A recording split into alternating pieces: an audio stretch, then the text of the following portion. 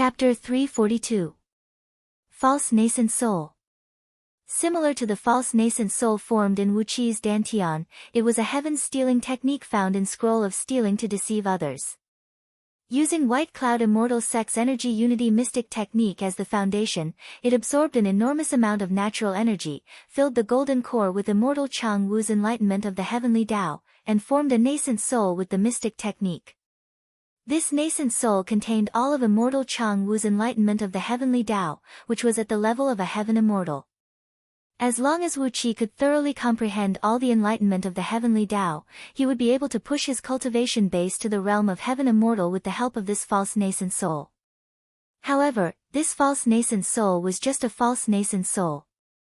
Instead of saying it was Wuqi's nascent soul, it was more like a strange magical treasure that looked like a nascent soul, and had the same functions as a nascent soul. It possessed all the functions of a nascent soul, but the one controlling it was just a thread of Wuqi's divine sense. Even if the false nascent soul was destroyed one day, Wuqi would only lose a thread of his divine sense, and it would not cause any harm to his true form. An enormous amount of natural energy was still rushing into Wuqi's body. Wuqi sat cross-legged. The heavenly wit fruit had improved his intelligence and the ability to comprehend the heavenly Tao to an incredible level. Together with the various magical techniques described in Scroll of Stealing, in just a few hours, Wuqi had comprehended all the magical principles of heaven and earth recorded in Immortal Chang Wu's heavenly Tao epigraphs to the limit of peak stage nascent soul realm.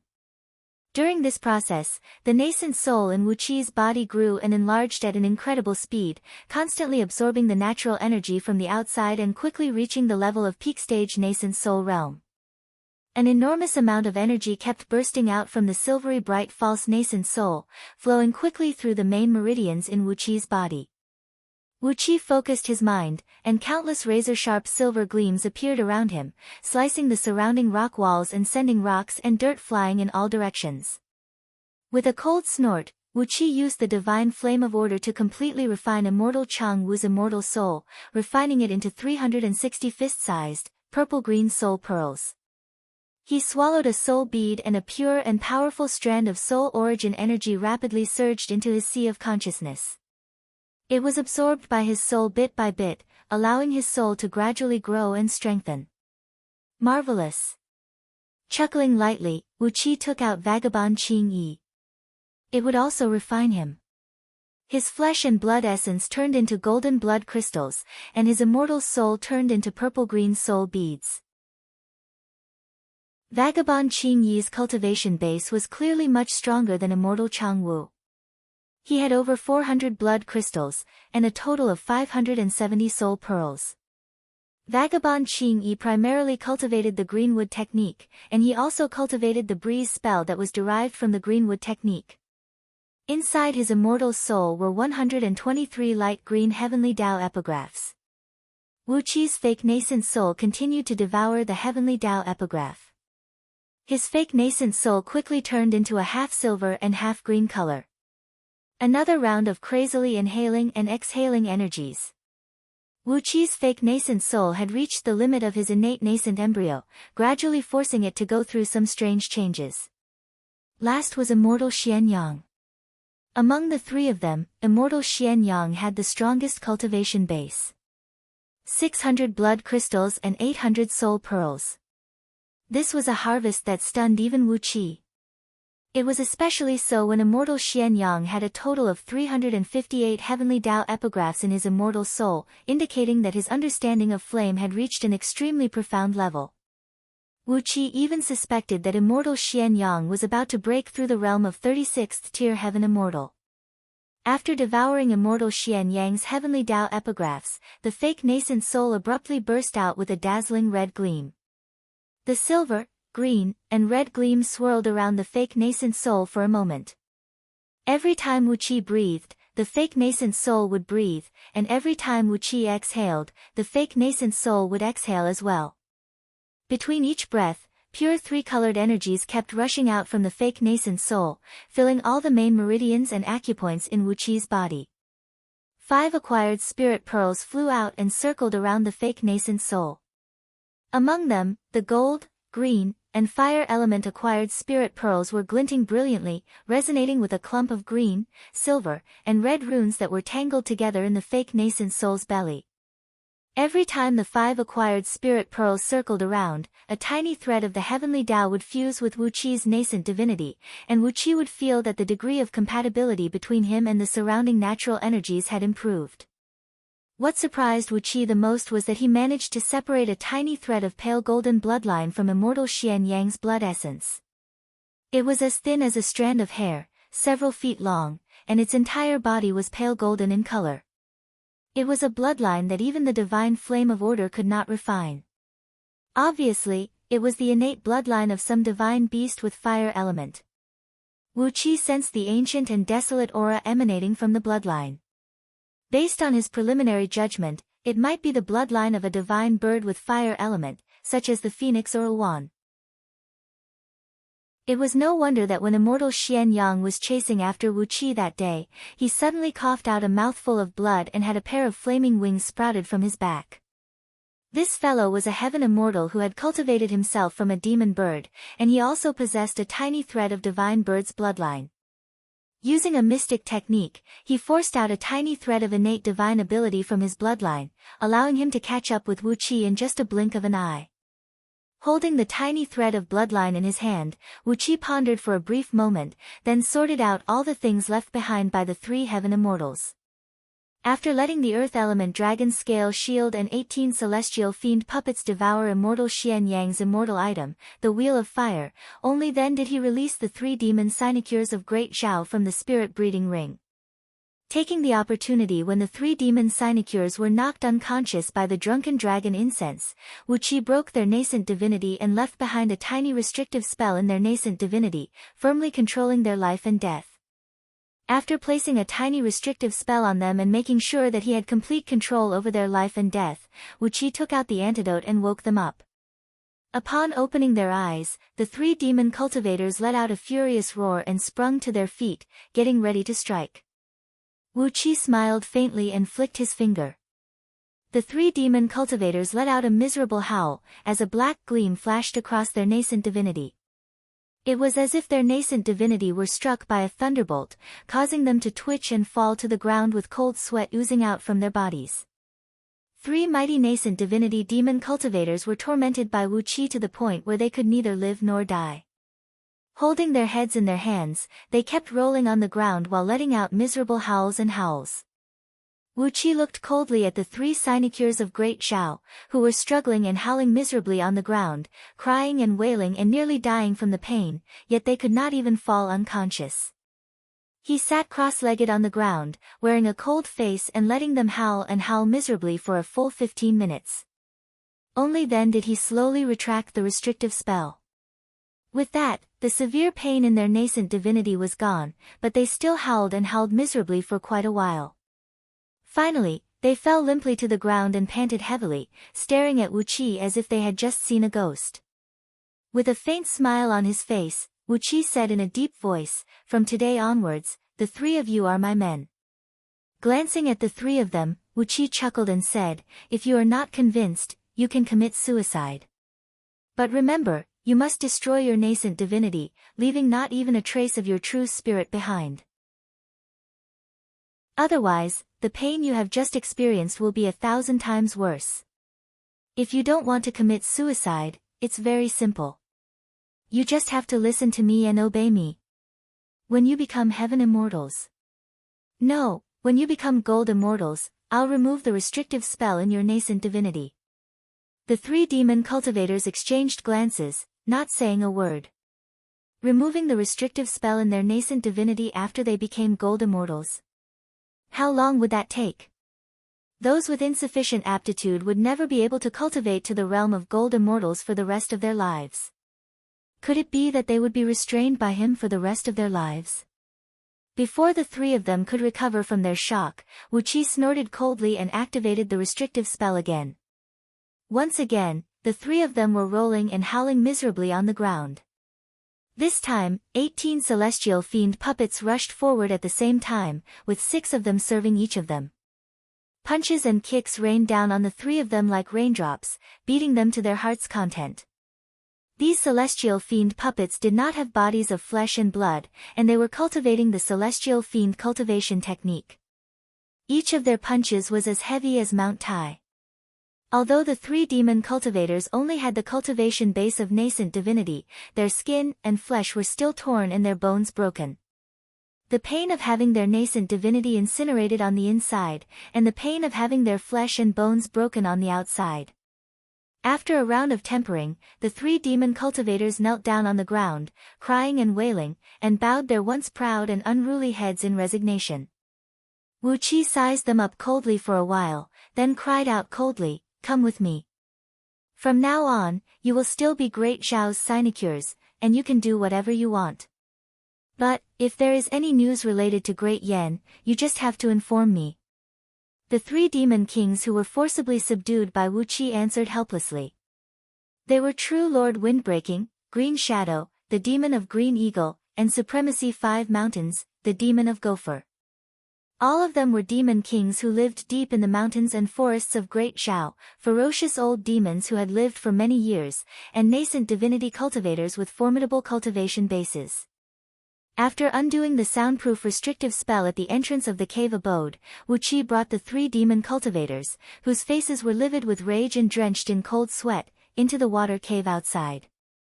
Wearing a smile on his face, Zhao Kuo was still cutting Ma He and the other two men. All three of them had been cut to the bone, but no one knew what method Zhao Kuo had used to control them.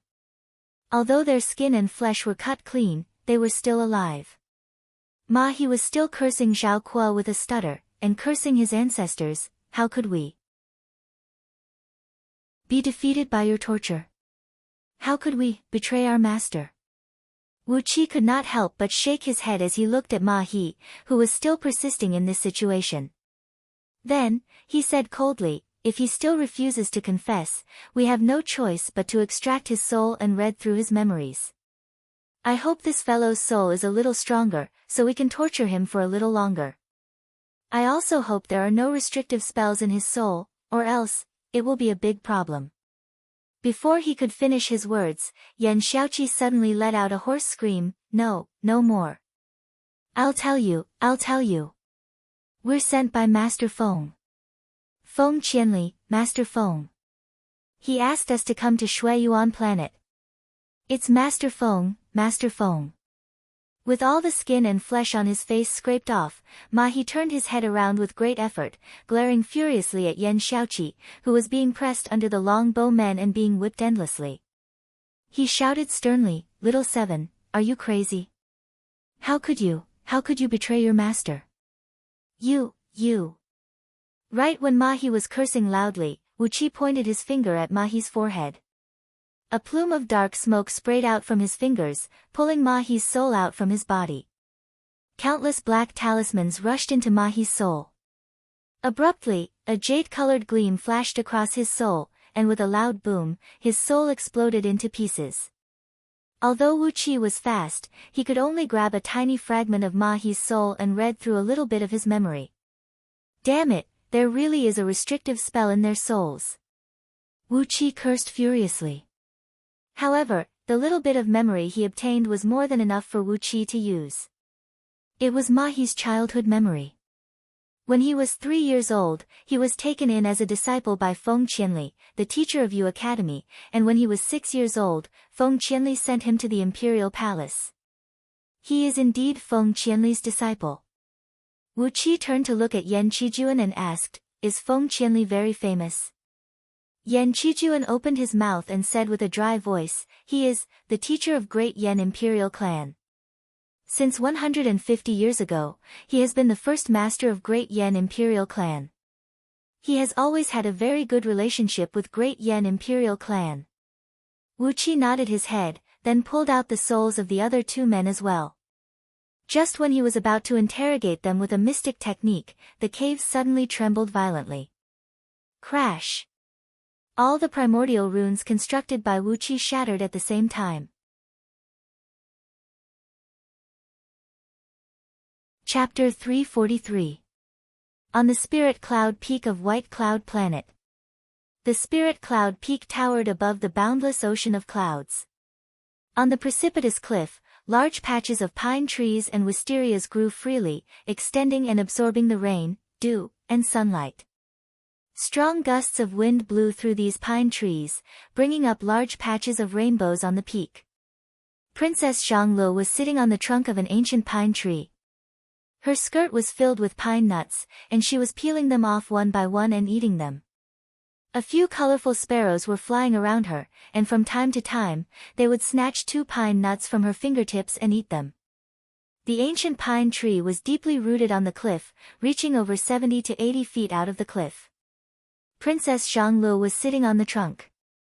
Thousands of feet away from her feet was the surging ocean of clouds, a bottomless abyss. A large amount of natural energies kept surging into Princess Xianglu's body. She did not deliberately cultivate herself, but just sat on the trunk, eating pine nuts and having fun. The natural energies quickly surged into her body, transforming into her power and energy. It would take an ordinary person a few months to achieve a cultivation base, but she just sat on the trunk, enjoying the scenery and eating pine nuts, and her cultivation base would improve by itself. She did not have to worry about it at all. Sitting on the tree trunk, Princess Xianglu looked at the boundless white clouds rolling and rocking in the sky. Suddenly, she stretched her back and breathed out a long sigh. Gently swinging her legs, Princess Xianglu tilted her head and looked at a flock of white cranes that had just soared into the sky from under the ocean of clouds. A 5-colored light suddenly flashed in her eyes, and the natural energies surged into her body at a much faster speed. Giggling, Princess Xianglu grabbed a handful of pine nuts and threw them down into the ocean of clouds. She said happily, "Heavenly wit fruit. Not bad, very delicious. The effect is not bad." Princess Xianglu was in a very good mood. She was humming a little tune as a 5-colored divine gleam kept flashing in her eyes. Gradually, her body became hazy, like an old photo that was embedded in a frosted glass, blurred and hard to see clearly. While throwing pine nuts and looking at the scenery, Princess Xianglu suddenly entered the state of Tao enlightenment that all cultivators dreamed of. Once an ordinary cultivator entered the state of Tao enlightenment, he or she would obtain the essence of the great Tao in a short period of time, which was equivalent to what he or she would obtain in dozens of years. However, without hundreds of years of arduous cultivation, without taking a bath and fasting, and entering a secluded cultivation, ordinary cultivators were not qualified to enter the state of Tao enlightenment. However, Princess Xianglu entered this mysterious and unpredictable state so easily, as if she was just playing around. If there were any other cultivators present, and they saw how easily Princess Xianglu entered the state of enlightenment as if she was eating pine nuts, perhaps they would vomit blood with anger, and their eyes would turn green with envy.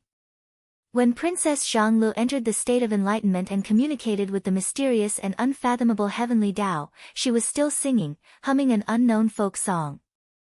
Along with the gentle singing, the surrounding natural energies rolled and swirled around Princess Xianglu, transforming into an extremely dense energy ball with a diameter of several tens of feet.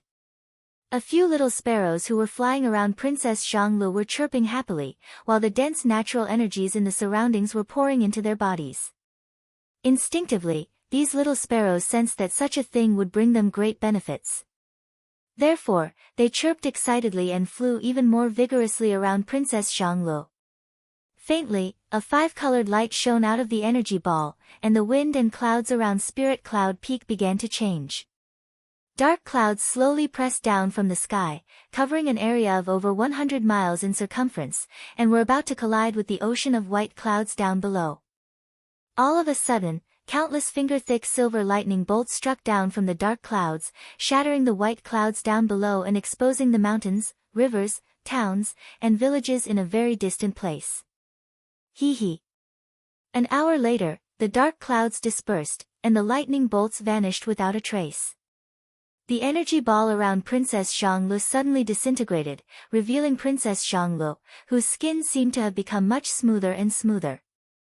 A 5-colored divine light flashed across the spot between her eyebrows, following which, a fist-sized nascent soul that looked exactly the same as Princess Xianglu sprung out from between her eyebrows, its body glowing with a 5-colored light.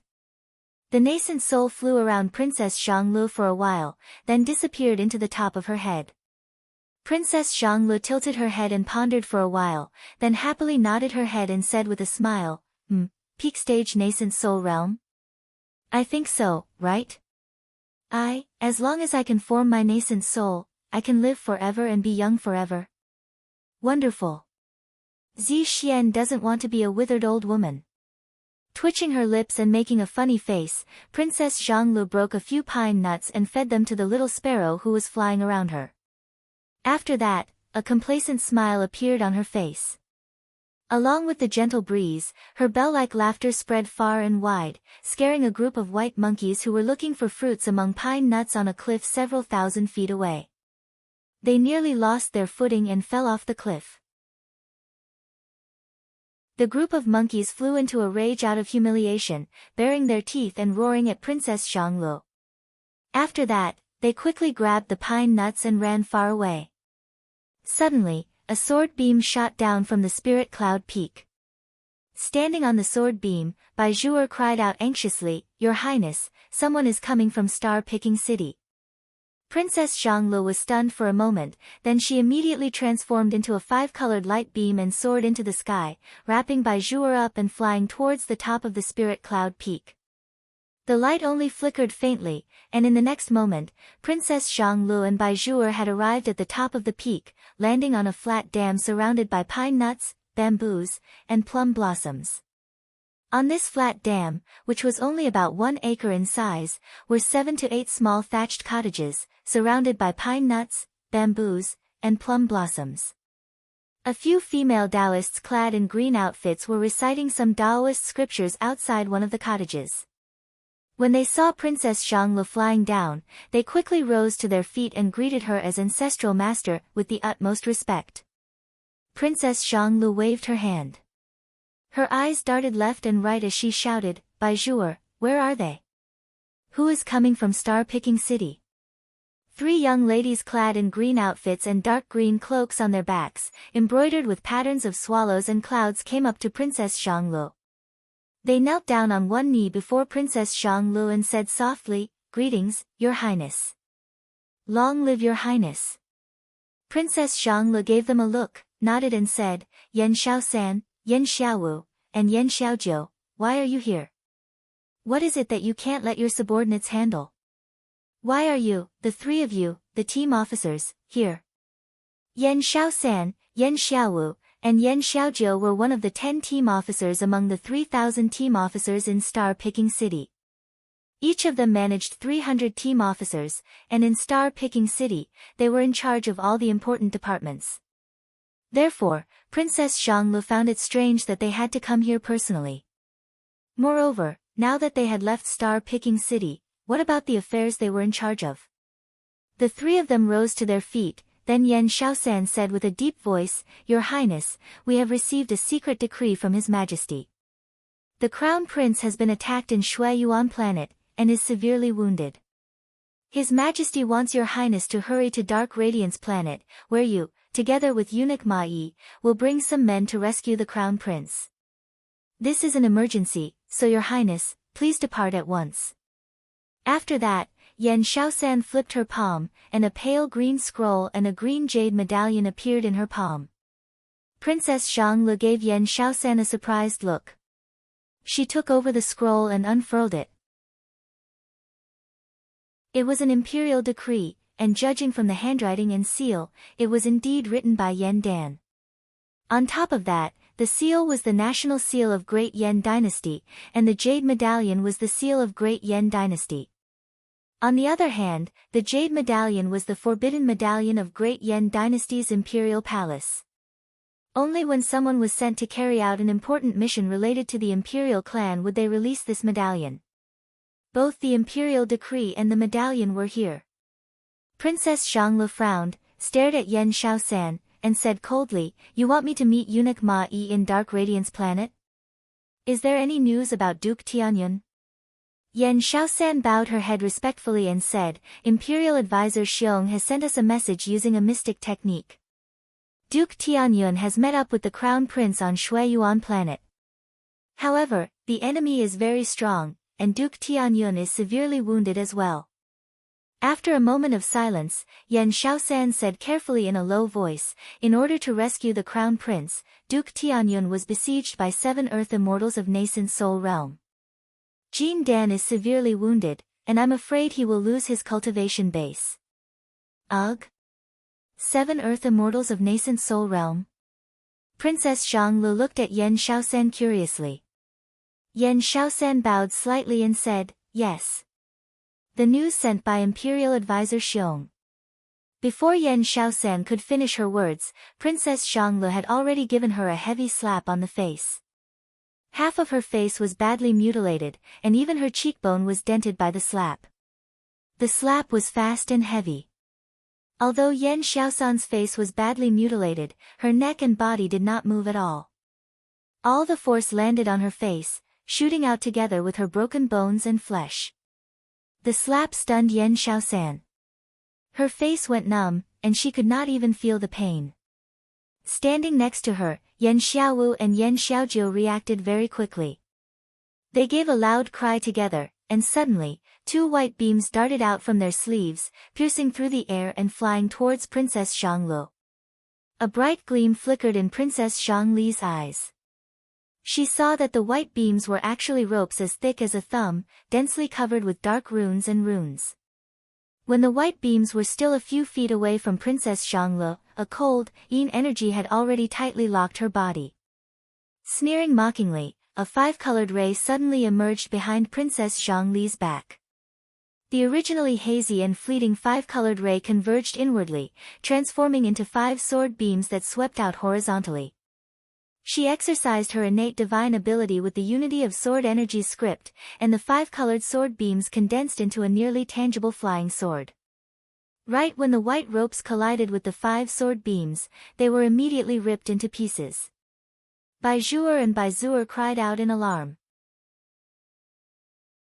They struck out at the same time, thrusting 2 sword beams towards Yan Xiaowu and Yan Xiaojiu. Suddenly, a chilly wind towered up into the sky from one of the thatched cottages. Tens of hazy ghost shadows darted out from the wind, and in just a blink of an eye, they had arrived before Yan Xiaosan and her companions. When Bai Zhuer and Bai Zuer's sword beams had flown less than 3 feet away, the tens of ghost immortals who had been protecting Princess Zhang Lu had already tightly restrained Yan Xiaosan and her companions. A few cracking noises rang out, as the knees of all 3 of them were broken by the kicks. They fell heavily to their knees and howled miserably with pain. Princess Zhang Lu snorted coldly.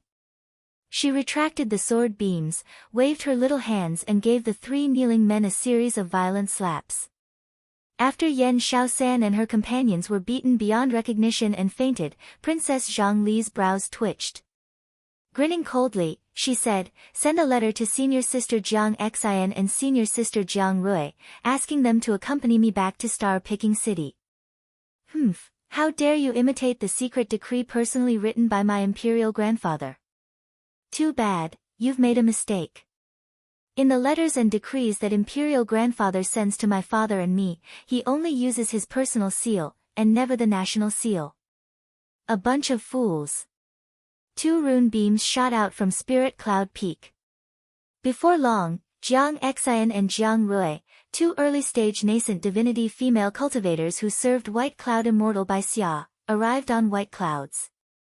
Princess Zhang Lu gladly cupped her fist and bowed to both her senior sisters, then said obediently, "Senior sisters, please accompany me back to Myriad Immortals planet.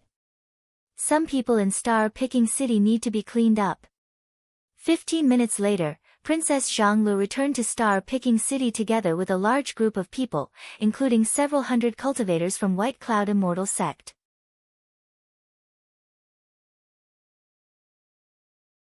Chapter 344. Star-Picking City was surrounded by water on 3 sides, and it was a vast expanse of water. Countless fishes, shrimps, and demon beasts could be seen in broad daylight. Often, groups of aquatic demons and sea monsters could be seen leaping from the ocean to the shore, wandering around. There were even large groups of demons and ghosts who wandered around Star-Picking City, just like how ordinary people would go shopping. However, no matter it was the residents of the city, or the merchants who came from afar, none of them were surprised by these demons and ghosts. They all knew that the owner of Star-Picking City, Great Yan's Duke of Tianyun, Wu Qi, was a good friend of the two dragon kings who lived in the ocean. As these demons and ghosts were the subordinates of the two dragon kings, they would never stir up any trouble in Star-Picking City. On the contrary, with the patronage of these demons and ghosts, Star-Picking City had attracted more powerful merchants. As these demons and ghosts could dive deep into the ocean, they were able to find many rare and precious treasures that no human cultivators could find. Once these demons and ghosts found something valuable, or something they could not identify, they would excitedly come to Star-Picking City to sell. These rare and precious treasures were paid with energy stones.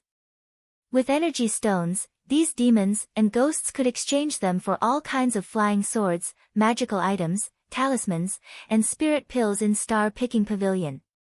As for these items, these low-grade little demons and ghosts could never even dream of getting so many excellent items crafted by human cultivators. Therefore, they were motivated to search the surrounding ocean, collecting countless precious treasures and sending them back to Star-Picking City. Because of these precious treasures produced from the ocean, Star-Picking City was constantly visited by merchants. Even the merchants from the other few kingdoms had gradually come to Star-Picking City to purchase all kinds of rare and precious items. Compared to 3 years ago, when it was just built, Star-Picking City was now densely populated, and vaguely, it had the appearance of a large metropolis. On the other hand, Great Yan Dynasty was constantly sending the people requested by Wu Qi to this place. To the north of Star-Picking City, more cities, towns, and villages were being built. A strong light flashed on a long-distance teleportation formation in Star-Picking City, as Princess Zhanglu walked out from it together with a large group of people.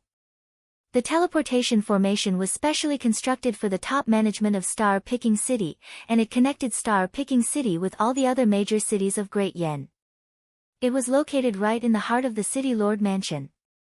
The moment Princess Zhanglu walked out, several cultivators standing guard near the teleportation array rushed forward to greet her. They bowed respectfully towards Princess Zhanglu. Gently waving her hand, Princess Zhanglu said with a deep voice, "Where is Lu Ziyuan? Call him over." In less than the time it took to brew a pot of tea, Lu Ziyuan rushed over with a few of his subordinates. When he saw Princess Zhanglu from afar, Lu Ziyuan bowed respectfully and said with a smile, "Welcome, Princess. Please forgive me for not welcoming you earlier." Princess Zhanglu raised her eyebrows and sneered, "Welcome from afar? Where are you going to welcome him? Use your name to gather all the female officials and eunuchs in the city.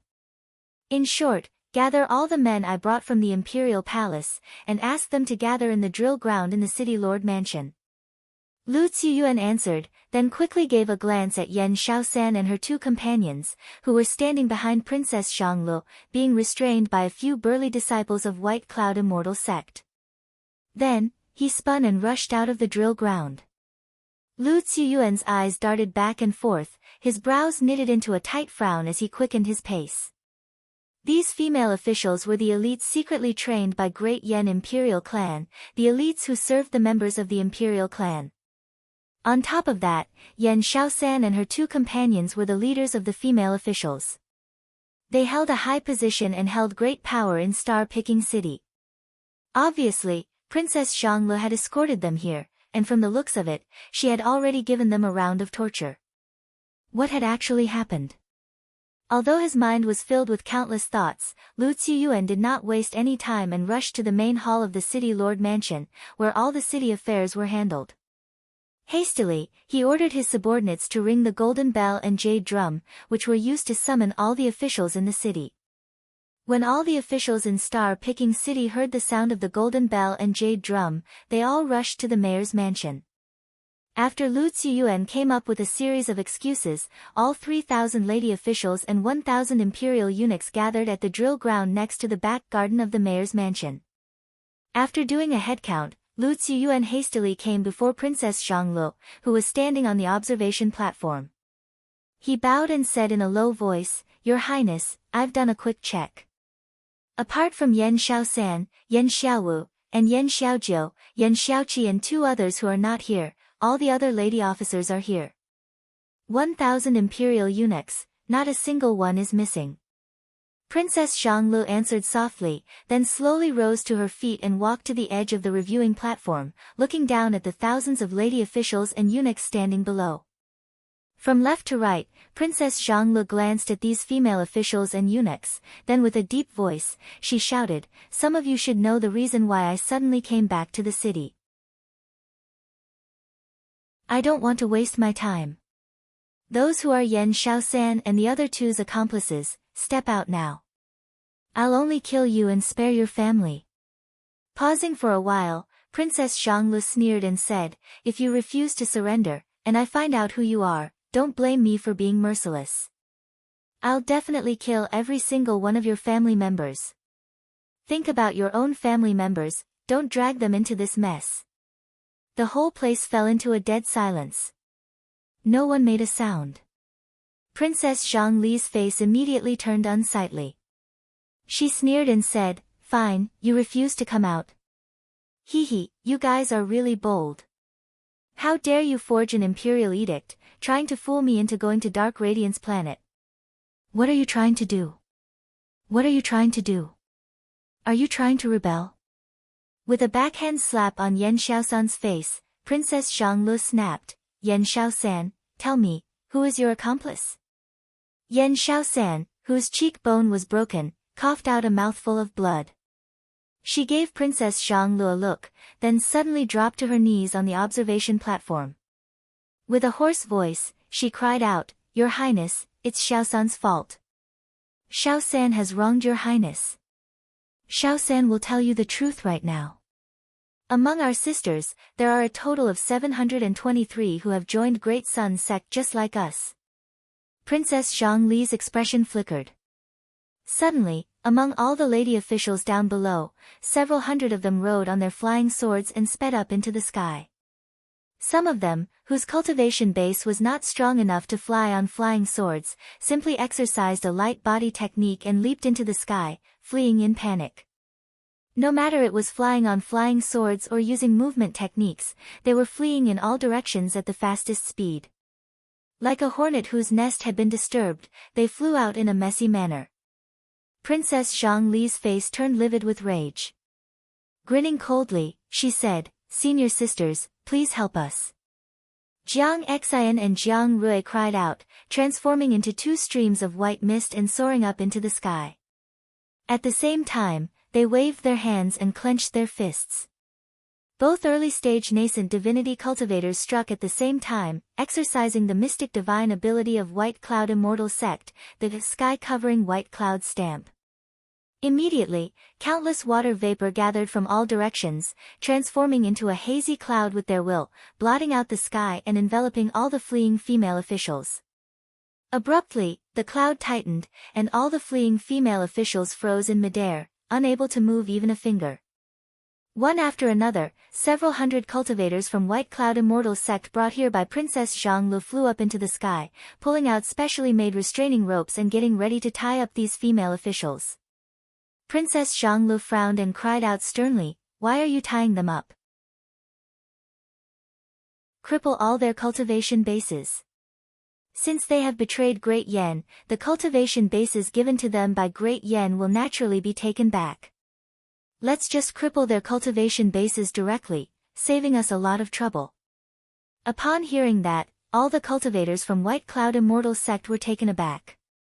One after another, they retracted the specially made restraining ropes, then lightly pressed their palms on the lower abdomens of those female officials. With just a light touch, over 700 female officials' meridians and acupoints were destroyed, and their cultivation bases were gone in an instant. Only then did Jiang Xian and Jiang Rui wave their hands. A large cloud wrapped around these female officials, and they landed lightly on the ground. Both girls exchanged a glance and smiled, then turned to Princess Zhonglu, nodded and said, "Junior sister, what should we do with these people?" Princess Zhonglu gave Yen Xiaosan, who was kneeling on the ground and shouting a fuss, a cold glance, and shook her head lightly. Then, she pointed at those female officials who were lying on the ground, unable to move. Grinning coldly, Princess Xianglu said, "Somebody, chop off their heads and hang them at the city gates as a warning to others. Find out their names and backgrounds, then hand them over to scouting office. According to the law, they will be held accountable for the crimes of their clan members. I've said it before, if they refuse to behave themselves, I'll kill all their clan members. Remember this, don't leave any of them alive. Tell the people of scouting office that if one of their clan members escapes, I'll never let them go." Lu Ziyuan bowed his head and answered, then clapped his hands forcefully. A large group of Star-Picking City's armored soldiers rushed into the drill ground, dragging away those female officials who were crying out loud. Not long after that, the crisp sound of axes chopping flesh and bones was heard coming from outside the drill ground, and a strong smell of blood wafted into the drill ground along with the wind. Princess Xianglu snorted coldly, then gave those female officials and eunuchs a sidelong glance, who dared not to move in the drill ground.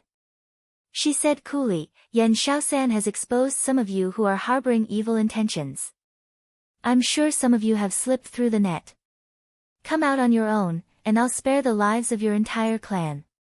Yan Shaosan was stunned for a moment, then she said in a hoarse voice, "Your Highness, all 723 sisters have." Smiling, Princess Xianglu kicked Yan Shaosan's face forcefully and snapped, "Do you really think I'm more stupid than you?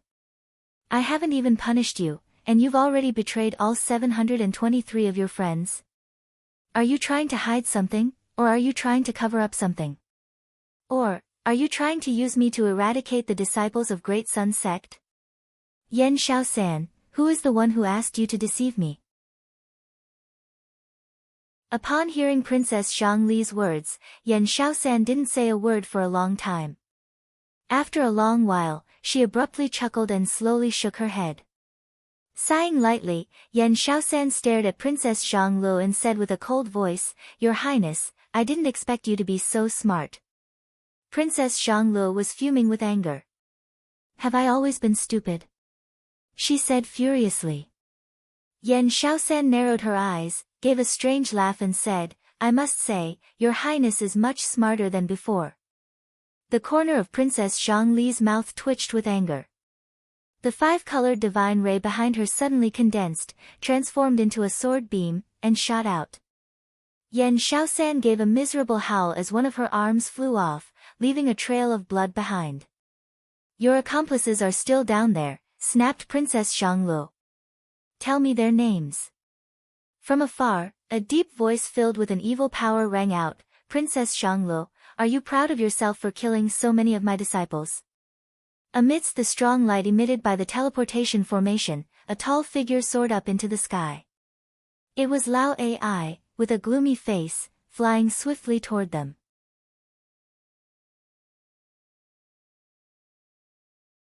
Chapter 345.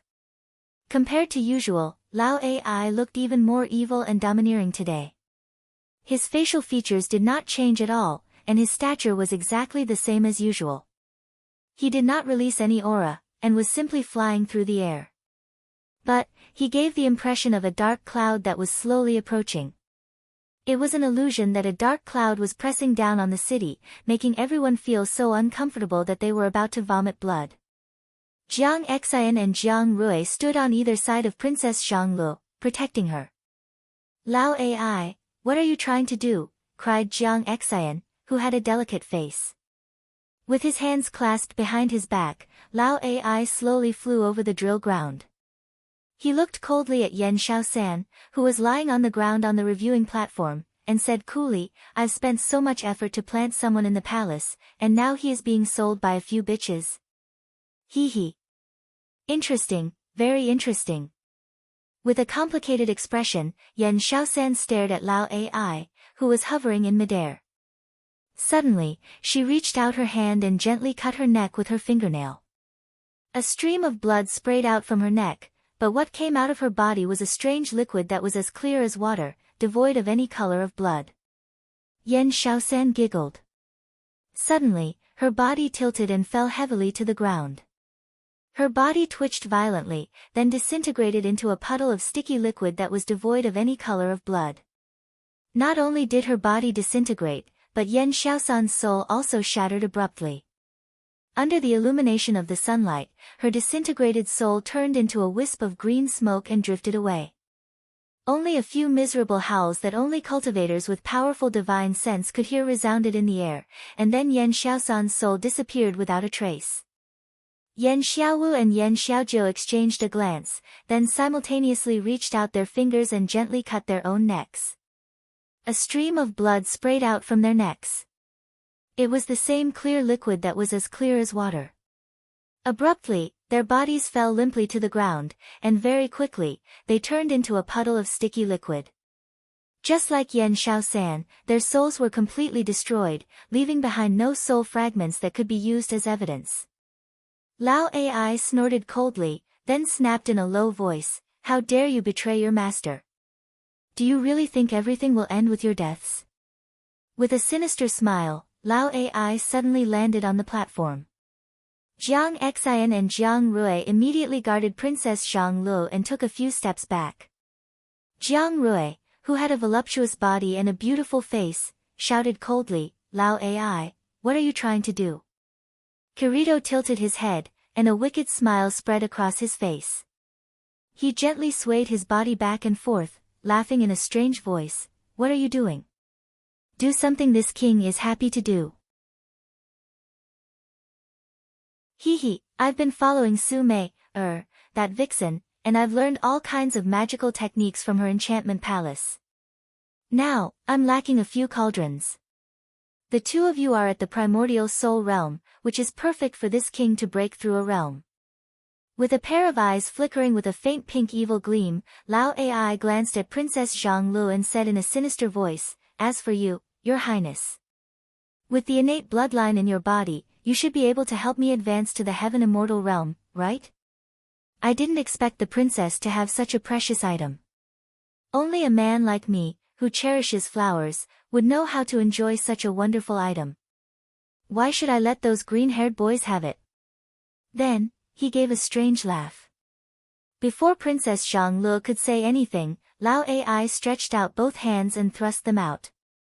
Two large pink hands, each several feet in circumference, thrust out whistling noises of thunder. A faint, warm aroma spread in all directions, as all the female officials and eunuchs in the drill ground fell to the ground. Lao Ai laughed wildly and said, "Three little beauties, come with me obediently." Shielding Princess Zhang Lu, Jiang Xian and Jiang Rui retreated quickly. Furiously, Princess Zhang Lu glared at Lao Ai and snapped, "Lao Ai, you are too audacious." Lao Ai sneered and said, "Audacious? Princess, you have killed so many of my beloved concubines, and you still dare to say that I am audacious? Hee, I'll do it to you today, so what? Su Mei, that coquettish vixen, is about to break through the realm of heaven immortal. If worst comes to worst, after enjoying you, I'll go to a remote planet with her and set up my own sect, living happily there." Then, two large hands grabbed towards Jiang Xian and Jiang Rui at lightning speed. Both girls performed incantation gestures and were about to fight Lao Ai, but suddenly, a golden beam burst out from Lao Ai's palms and smashed viciously onto their chests, piercing through their defensive barrier and sending them flying away. A glinting golden talisman, 1 foot and 2 inches long, flashed across Lao Ai's palm. Laughing hideously, Lao Ai said, "How does an immortal talisman taste? You're just an early-stage nascent divinity cultivator." The defensive barrier around Jiang Xian and Jiang Rui was shattered. An evil force that felt like a thunderbolt, yet at the same time, it came with a soul-devouring and bone-melting itch, surged into their bodies, sealing their meridians and imprisoning their nascent divinity. Their bodies felt limp and weak, and they could not muster any strength. What was even worse was that a strange thought, which they had never experienced before, rose uncontrollably from their hearts. A strange warm current ran wildly through their bodies, and their cheeks turned pink abruptly. Their eyes turned watery, and their bodies softened and fell to the ground. Princess Zhang Lu was greatly alarmed. She grabbed Jiang Xian and Jiang Rui, then suddenly, a 5-colored cloud emerged from under her feet as she quickly fled into the sky. No one knew the origin of the five-colored auspicious light that she was born with, but it had an incredibly high compatibility with the natural energies. She was not riding on a sword beam, but merely flying on the cloud, yet her flying speed was actually comparable to that of Wu Qi when he was using the acquired magnetic sword escape technique. Lao Ai gave a strange laugh, retracted his two pink hands, and said in a low voice, "How can I let go of such a delicious meat that is already in my mouth? I never thought that there would be such a good thing waiting for me on Myriad Immortals' planet." The connate spiritual qi, which was innately connected to all living things in the world, was a shortcut to the golden immortal realm for those cultivators. Even if I could get my hands on it, I could. After calculating with his fingers, Lao Ai murmured to himself in a low voice in a strange tone, "Excellent. If I can kill this Princess Xianglu and seize all her true yin and true spirits, I'll be able to increase White Tiger Saint Soul's cultivation by at least several tens of thousands of years, and my lifespan will be extended by at least 3 periods. With a lifespan of 3 Yuan Hui, who among my brothers can compete with me for the time being? Wonderful. It was just a routine secret inspection, but I never thought that there would be such a wonderful thing." Laughing wildly, Lao Ai cried out sternly, "Princess Xianglu, little Zi Xian, don't run away. I'll love you like a good girl." No ripple of energy could be sensed from him, and not even a glimmer of light could be seen.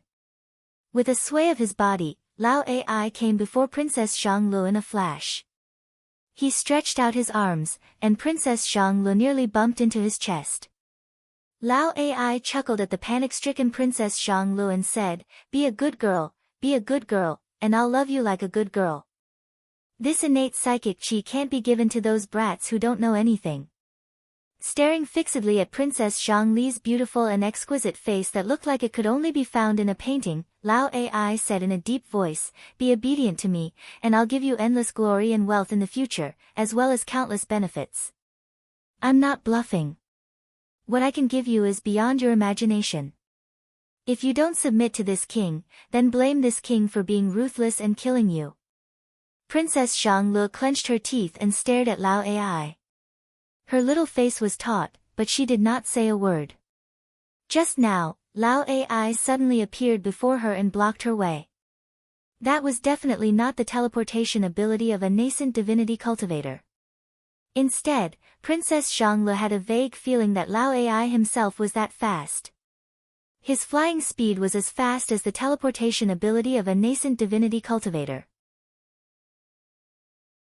Lao Ai grinned coldly, reaching out his hand and grabbing toward Princess Xianglu.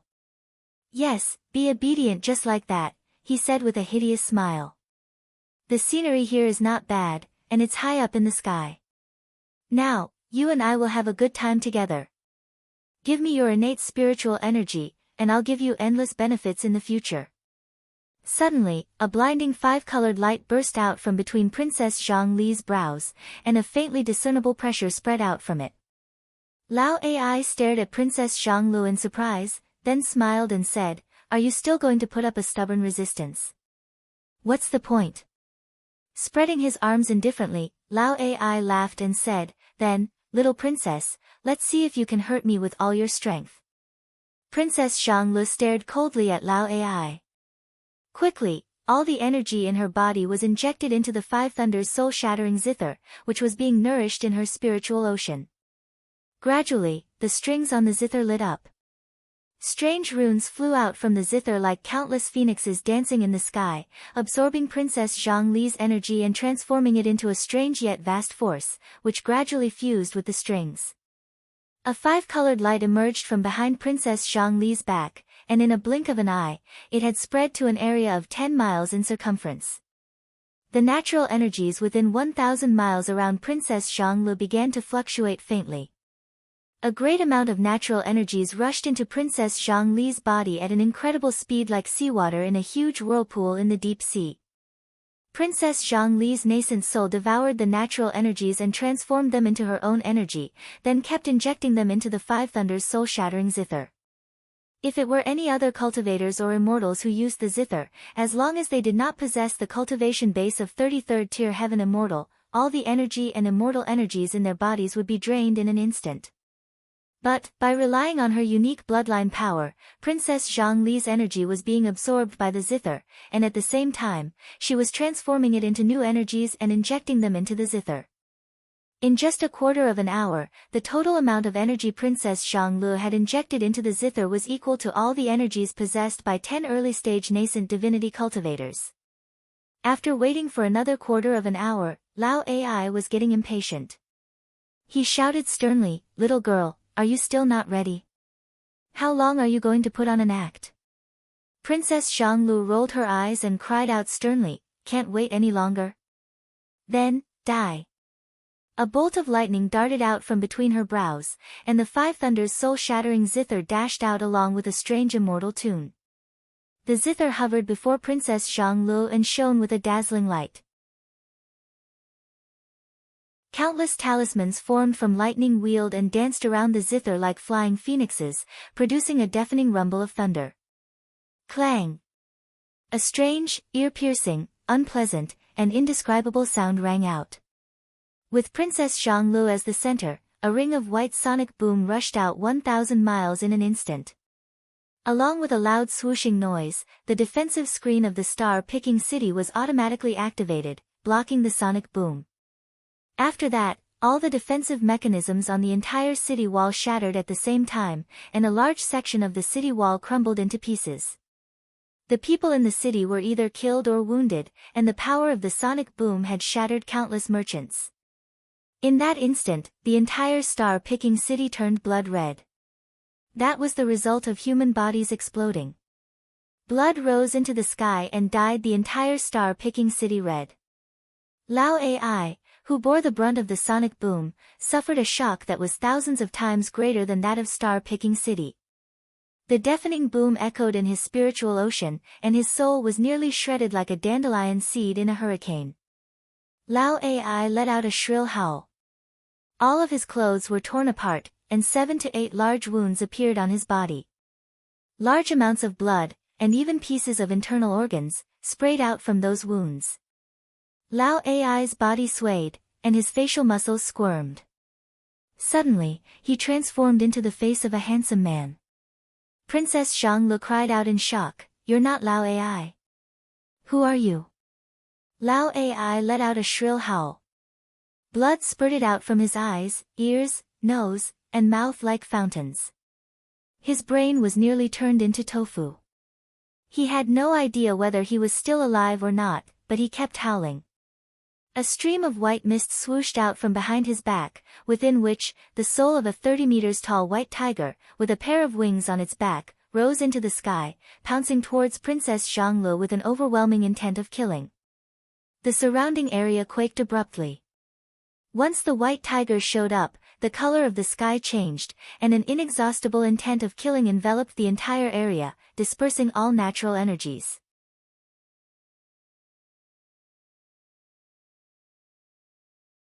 Chapter 346. While Princess Zhongli and Lao Ai were fighting fiercely above the ocean outside star-picking city, in the capital city of Tianlu Kingdom, the neighboring country of Gutai dynasty on White Cloud Planet, Lao Ai was fighting valiantly in a bedchamber of Tianlu Kingdom's imperial palace. The bedchamber was luxuriously furnished, but the colors were mostly black and gold, giving off a depressing atmosphere. Empress Dowager Ci Hun, the current Empress Dowager who held the actual power of the imperial court, was lying naked on her stomach on the bed. Her face was flushed as she endured wave after wave of attacks from Lao Ai's back, which were as heavy as a mountain and as fast as lightning. Loud slapping noises echoed and echoed in the bedchamber, while Empress Dowager Ci Hun's moans and gasps could be heard coming from the bedchamber. Outside the bedchamber, Madman Shui was sitting steadily on a soft couch, while a few naked and beautiful palace maids were lying limply on the ground, looking at Madman Shui feebly with flushed faces. A petite girl, who looked to be at most 14 years old, had her knees wrapped around Madman Shui's waist, her arms wrapped tightly around his neck, and her body was wriggling up and down on top of Madman Shui's body. The girl had fallen into a semi-conscious state, but her pretty face was filled with obsession and fanaticism.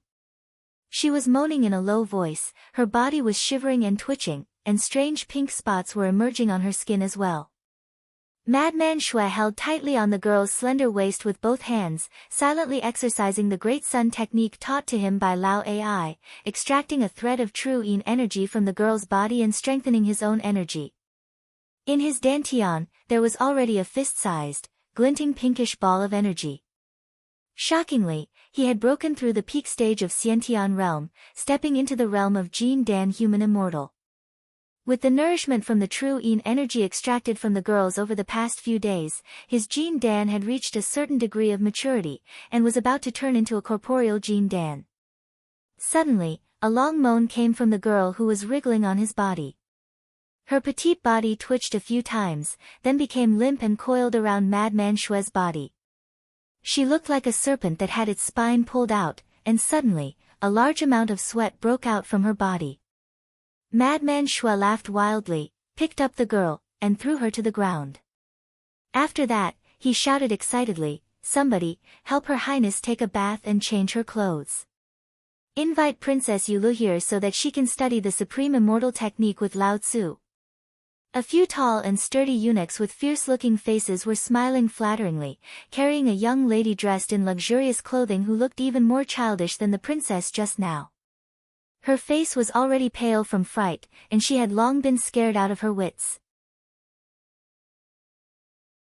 Madman Shui laughed wildly as he grabbed Princess Yulu, who was struggling ceaselessly, and forcefully pushed her down onto the soft couch. Amidst the painful cry of a young girl, Madman Shui gasped and groaned, his body moving up and down like a pile driver. In the bedchamber, Empress Dowager Si Guang gave a feeble cry. Her body was also drenched in sweat as she collapsed onto the couch. Gently, Lao Ai turned Empress Dowager Si Guang over. With a tender and charming smile on his face, he said softly, "Enrong, do you feel beautiful?" Empress Dowager Si Guang's name was Enrong. She stared at Lao Ai with an infatuated expression, her hands weakly stroking her snow-white, plump breasts. After a long while, she sighed and said, "Elder brother Lao Ai, Enrong has lived so many years in vain. How could there be such a wonderful thing in the world?" Enrong had never thought of this. Compared to elder brother Lao Ai, the late emperor is simply. Lao Ai stuck out his chest complacently, smiled tenderly, and said, "What did you say about that damned emperor? Let alone him, Lao Ai doesn't believe there is any man under the heaven who can defeat Lao Ai."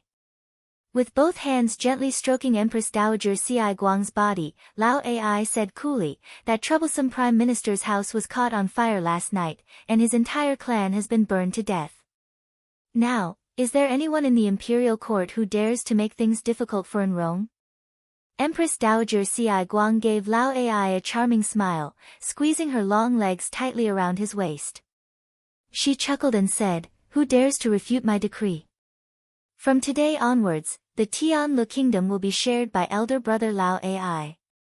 Tomorrow, I will issue an imperial decree, saying that elder brother Lao Ai is my cousin, a man with the talent to rule the heaven and earth, the pillar that holds up the sky, of the Tianlu kingdom, and that he will temporarily serve as the regent of the Tianlu kingdom." Lao Ai nodded delightfully and said, "Excellent. In the future, when Enrong and I give birth to a child, he will be the ruler of the Tianlu kingdom for generations to come." Lao Ai straightened his body and once again entered into Empress Dowager Si Guang's body. He chuckled and said in a low voice, "I, the pillar that holds up the sky, will spread my seeds throughout the world, turning all the emperors under the heaven into my sons and grandsons. The thing that I failed to achieve in those years, I must make it come true now. How happy will it be to make all the emperors of the kingdoms address me as father?" Empress Dowager Si Guang had lost her last bit of rationality. She hugged Lao Ai tightly and began to enjoy the pleasure with him once again. A series of slapping noises rang out once again. Not long after that, Empress Dowager Si Guang let out a moan, rolled her eyes, and fainted. Lao Ai rose to his feet complacently, slowly wiping his body clean with a white handkerchief. Then, served by a few palace maids who were blushing beside him, he put on the imperial robe of the Tianlu kingdom's prince. After casually touching and pinching the bodies of these palace maids, Lao Ai's lust was aroused when he looked at the few young and beautiful palace maids. Just as he was about to put them on the bed and have some fun with them, a soft cry suddenly came from the courtyard. "Sect leader, patriarch, we have an urgent matter to report." Lao Ai was taken aback. He waved his hand and drove the few palace maids aside, then strode out of the bedchamber.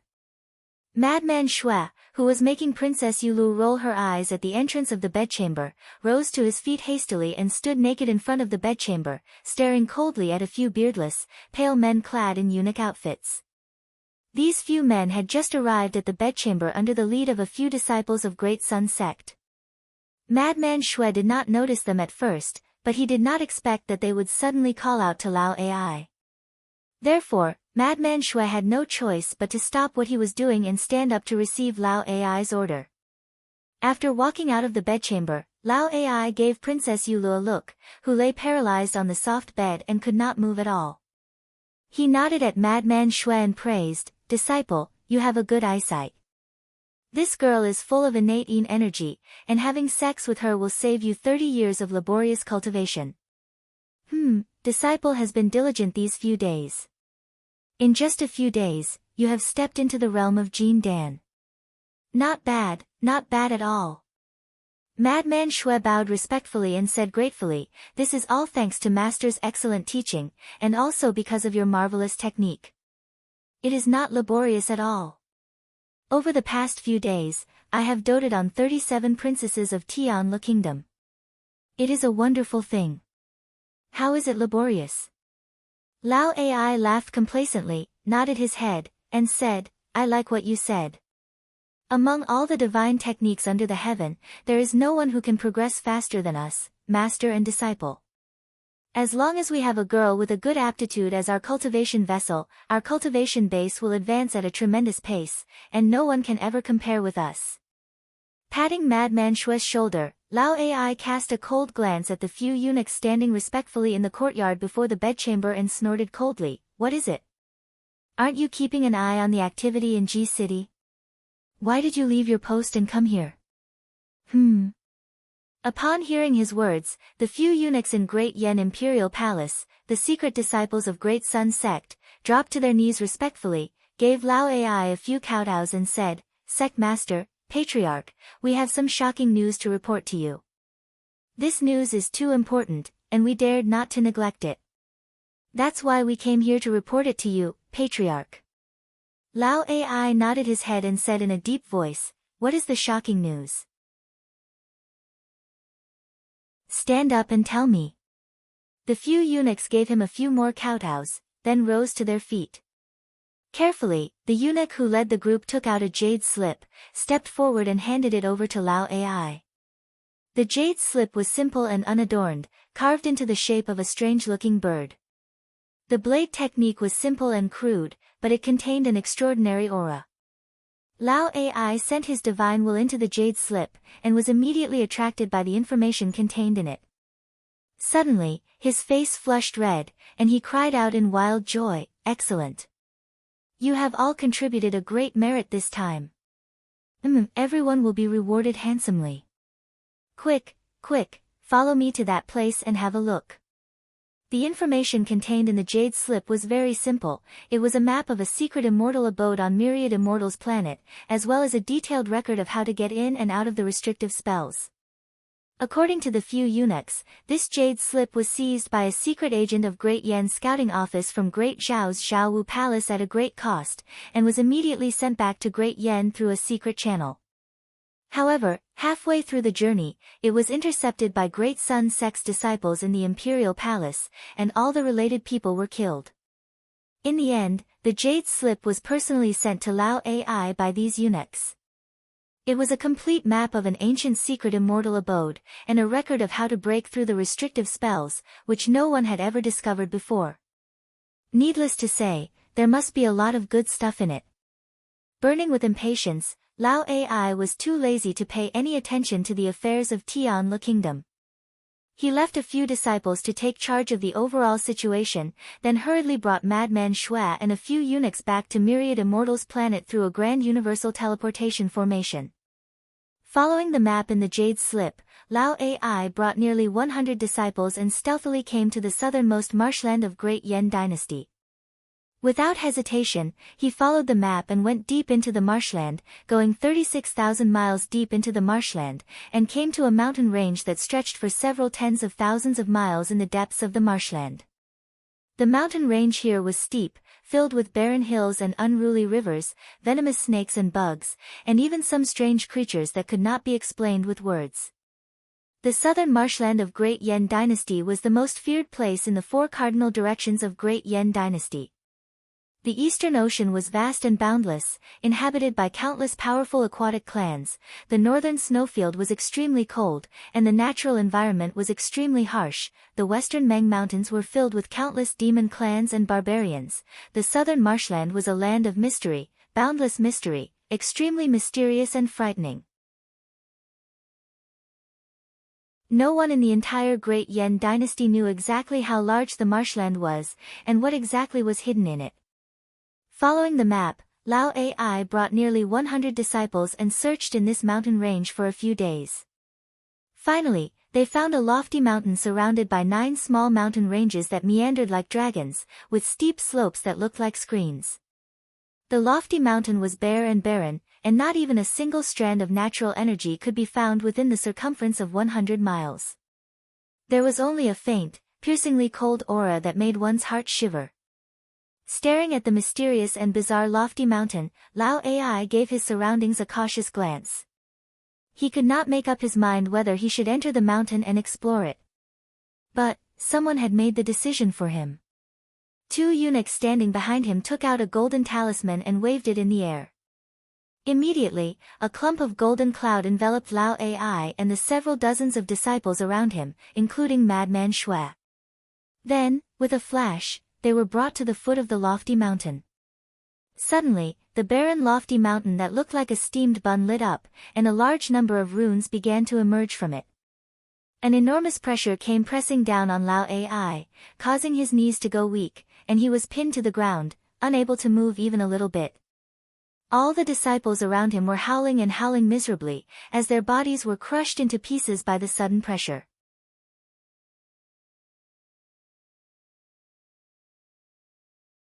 Chapter 347. Help me, Master. A terrible pressure came pressing down from all directions. Madman Shui felt as if he was a bean that had gone soft after soaking in a millstone, and was about to be crushed into powder by the hard and heavy millstone. Cracking noises could be heard coming from his bones, while countless bloody wounds opened up on his skin. A large amount of blood gushed out through his torn muscles and blood vessels. In just a blink of an eye, he had turned into a man of blood. Lao Ai, who was also thrown into a very awkward situation by the sudden pressure, gave a muffled snort and grabbed Madman Shui's hand. A clump of pinkish mist sprayed out from Lao Ai's body, firmly shielding him and Madman Shui. Then, a sweet moan rang out, as 9 pearls the size of a human head shot out from the top of Lao Ai's head, emitting a dazzling light that shielded Lao Ai and his disciples, who had been killed by 7 to 8 of them. Soft giggles kept coming out from the 9 pearls. Silhouettes flashed across the air, and 9 beautiful girls walked out from the pearls. Their bodies were graceful, and every single movement they made was filled with a boundless charm.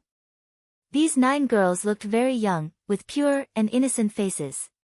At first glance, one could tell that they were young ladies from influential clans who were not familiar with the affairs of the world.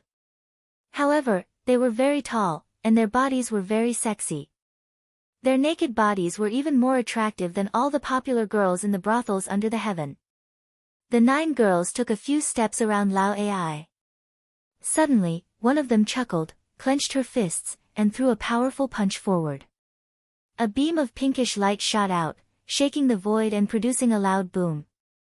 A large sheet of flame exploded, leaving dozens of cracks on the ground under Lao Ai and the others' feet. Giggles lingered in the air as the 9 girls transformed into countless afterimages and flew all over the sky.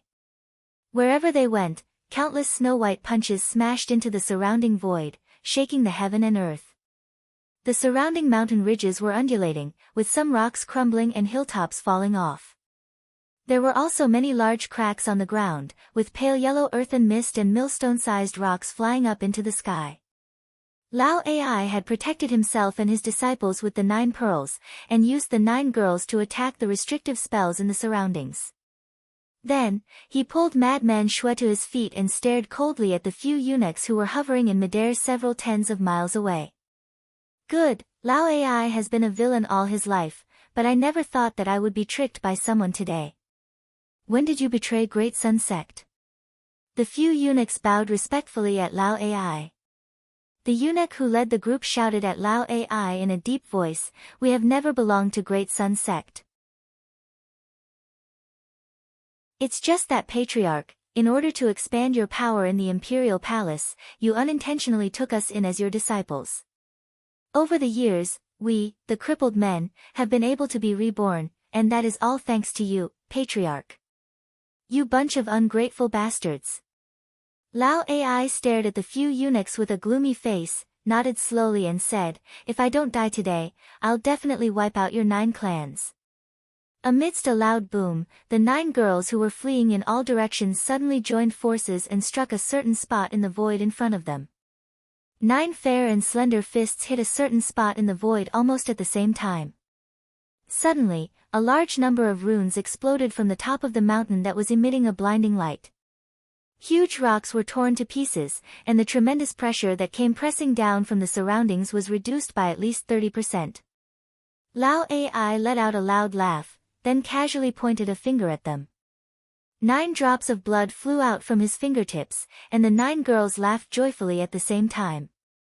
Hastily, each of them caught a drop of Lao Ai's blood and swallowed it.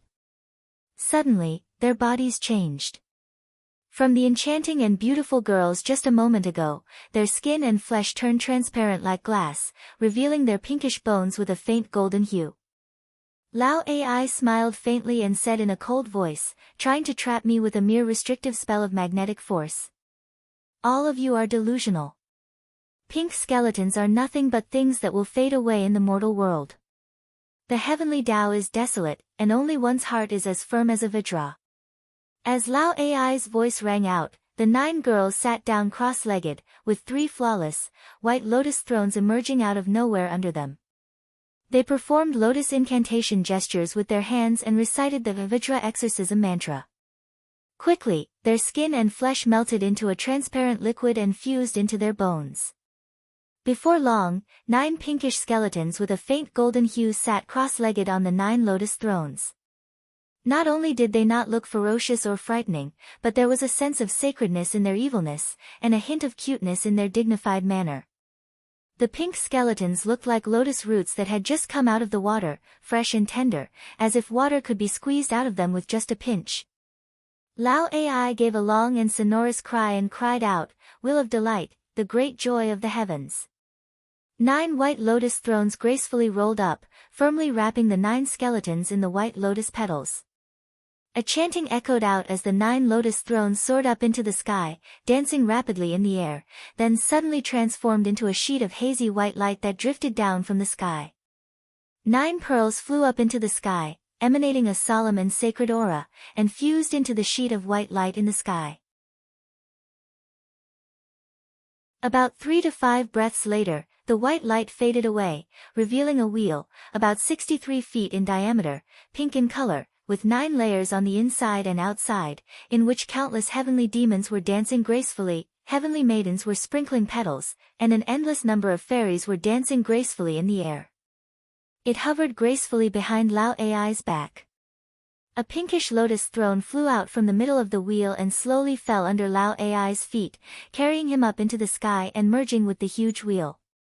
Every time Lao Ai breathed, the countless heavenly demons, fairies, and fairies would laugh joyfully together. Chi-Chi made his move. When Wu-Chi looked carefully into the wheel, he could see a boundless miraculous realm of joy, as if he had traveled through all the worlds in just a blink of an eye and seen countless scenes of great joy and happiness. If it were an ordinary cultivator, with just a single glance, his soul would have been sucked into the wheel and completely melted into the boundless miraculous realm. With his long black hair fluttering behind his head, Lao Ai sat on the lotus throne with a solemn expression and said coolly, "Extreme yin gives birth to yang, and extreme yang gives birth to yin. The ultimate of the evil Tao is not the fiend, but the Buddha who shares the same body with the fiend. I, Lao Ai, have comprehended the miraculous principles of the heaven and earth with the art of delight. In the future, what I will attain is not the Tao of heaven immortal, but the Arhat of delight." A pink and translucent relic flew out from between Lao Ai's brows, emanating a boundless bright light and emanating an immeasurable pressure, hovering right in front of him. Lao Ai gently pointed his finger at the relic, and a ring of transparent divine will that could be seen with naked eyes burst out from it, sweeping across all the mountains and rivers within 10,000 miles in a blink of an eye. Wherever the divine will swept across, every single blade of grass, every single insect, and every single fish was under the observation of Lao Ai's Dharma eyes. Lao Ai let out a long laugh, then turned to look at a mountain ridge behind the few dumbfounded eunuchs and said coolly, "You Qianqian, you bitch. Get the hell out here right now. Is it your Yu Academy who is scheming against Great Sun Sect? Wait until this king captures you alive. This king will make you, an old virgin who can't get married, beg for death but can't get it. Get the hell out here, take off all your clothes and lie on the ground obediently, waiting for my favor. Then, I'll spare your entire clan." The few eunuchs had a panicked look on their faces. They exchanged a glance, then suddenly backed away at the same time. Lao Ai sneered, shook his head, breathed out a long sigh and said, "Good children, good children. How can you still be alive after betraying me? Exterminate." When he uttered the word, exterminate, the bodies of the few eunuchs suddenly froze. After that, they vanished without a trace. Lao Ai's enormous willpower, the willpower of Buddhist League, and not the divine will of Tao League, had wiped out all traces of the few eunuchs' existence in a blink of an eye. Naturally, their fleshly bodies and souls had vanished along with it, leaving no trace that they were once alive. Madman Xue and the other disciples of Great Sun Sect could only remember these few eunuchs. It was because Lao Ai's divine ability and magical power were too weak. If it were a real Buddha who used this method to kill someone, the memory of the victim would be completely wiped out from the hearts and souls of all living beings under the heaven and earth. Apart from those almighty experts who were on par with the Buddha, no one would be able to remember them. That was the truly mysterious and boundless divine ability that ruled over everything. Compared to a Buddha like that, Lao Ai was nothing more than a drop of water in a vast ocean, far inferior to the real Buddha. A soft clap rang out. From behind the mountain where Lao Ai pointed and scolded just now, Yu Qianqian walked out with a smile on her face and a young man who looked valiant and extraordinary. Yu Qianqian chuckled and said, "You are indeed worthy of being the sect leader of Great Sun Sect. May I ask what kind of cultivation technique Senior Lao Ai is practicing?" Lao Ai rolled his eyes and casually thrust out his palm. A huge and hazy hand that could overturn the heavens gently fell down from the sky. It was densely covered with countless runes, glinting with a strong light and emanating a tremendous magnetic force. When the huge hand lightly touched the mountain that imprisoned Lao Ai and his company, it immediately turned into a clump of dust and drifted away in the air, leaving behind a huge palm print that measured several dozens of miles in circumference and 1 mile deep into the ground.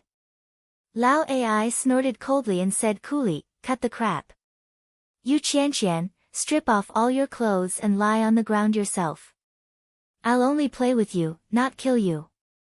If I do it myself, I'll strip off all your clothes, every single member of your Yu clan, and every single member of your Yu Academy, I'll kill every single one of them." Yu Qianqian's expression changed instantly, turning extremely venomous. With a livid face, she glared at Lao Ai and said with a cold grin, "You?" Lao Ai rose to his feet, took off his long robe and pants, revealing his erect lower body. Grinning hideously, he said, "You don't believe me? Why don't you give it a try?" Yu Qianqian's livid face turned purple with anger. No matter how ruthless and cunning she was still a virgin girl. An old demon like Lao Ai was an extremely shameless man. How could she possibly defeat Lao Ai by playing with such an evil trick? Covering her face with her sleeve, Yu Qianqian cried out sternly, "Elder brother Heda, I'll have to trouble you. Once Lao Ai is killed, I'll replace him and control Great Sun sect.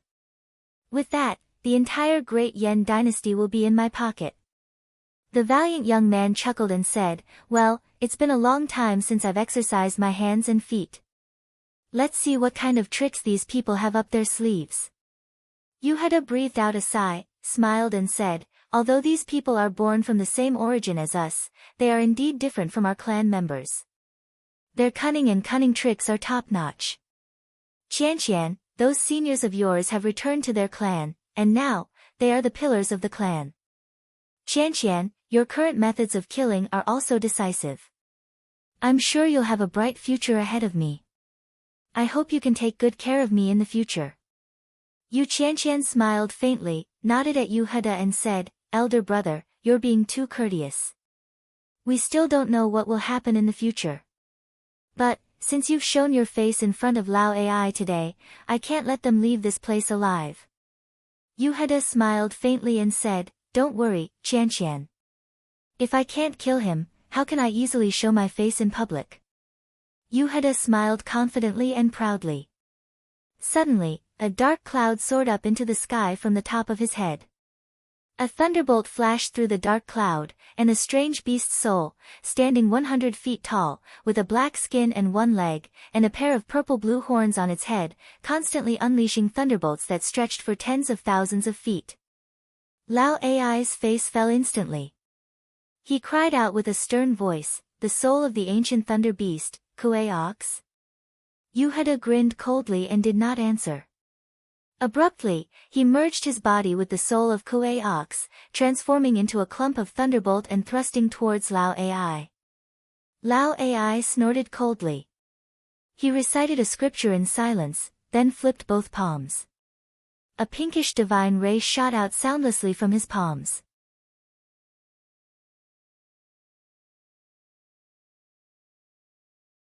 Chapter 348.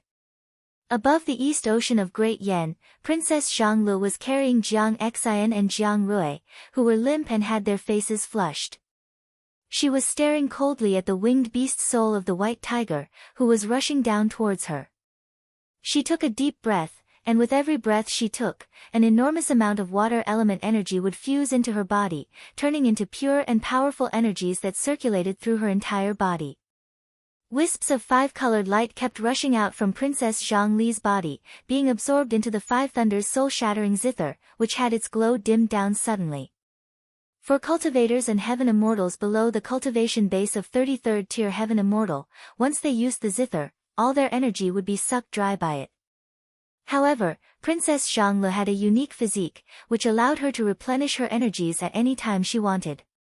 As a result, even though she had exercised the Five Thunders' soul-shattering zither with all her strength, she still had enough energy to continue supplying energies to the zither. Gradually, the zither's strings lit up, and numerous runes drifted out from it, slowly wheeling and dancing around the strings. After placing Jiang Xian and Jiang Rui on the cloud, Princess Zhongli held the zither with one hand and pressed her other hand on the strings. Stealthily, she took out a few spirit pills concocted especially for the core disciples of White Cloud Immortal Sect, and swallowed them. Immediately, more energies were produced in her body, rushing into the zither through her meridians. The white tiger's soul let out a deafening roar, then shot towards Princess Zhonglu in a beam of white light. A five-colored divine gleam flickered in Princess Zhongli's eyes. In that very moment, she had once again entered into a profound and unpredictable state of enlightenment. Although the white tiger was approaching menacingly and at an extremely fast speed, in Princess Zhongli's eyes, its speed was extremely slow and sluggish, as if it was approaching her bit by bit. Princess Zhongli could vaguely see the ripples in the void around the white tiger, caused by its enormous power. She could also see the countless profound runes and glows shrouding the white tiger's body. It was a very short moment, but for Princess Zhonglu, it was a very long moment. The white tiger's killing aura forced back all the heaven and earth spirit chi in the air, but the ocean below was boundless, and the water attribute spirit chi was endless.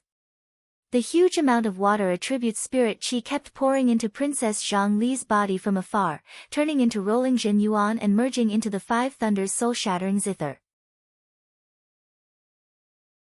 Activating the Five Thunders soul-shattering zither in the realm of enlightenment, Princess Zhongli's divine sense gradually came into contact with that irascible, restless, and even slightly tyrannical artifact spirit within the Five Thunders soul-shattering zither.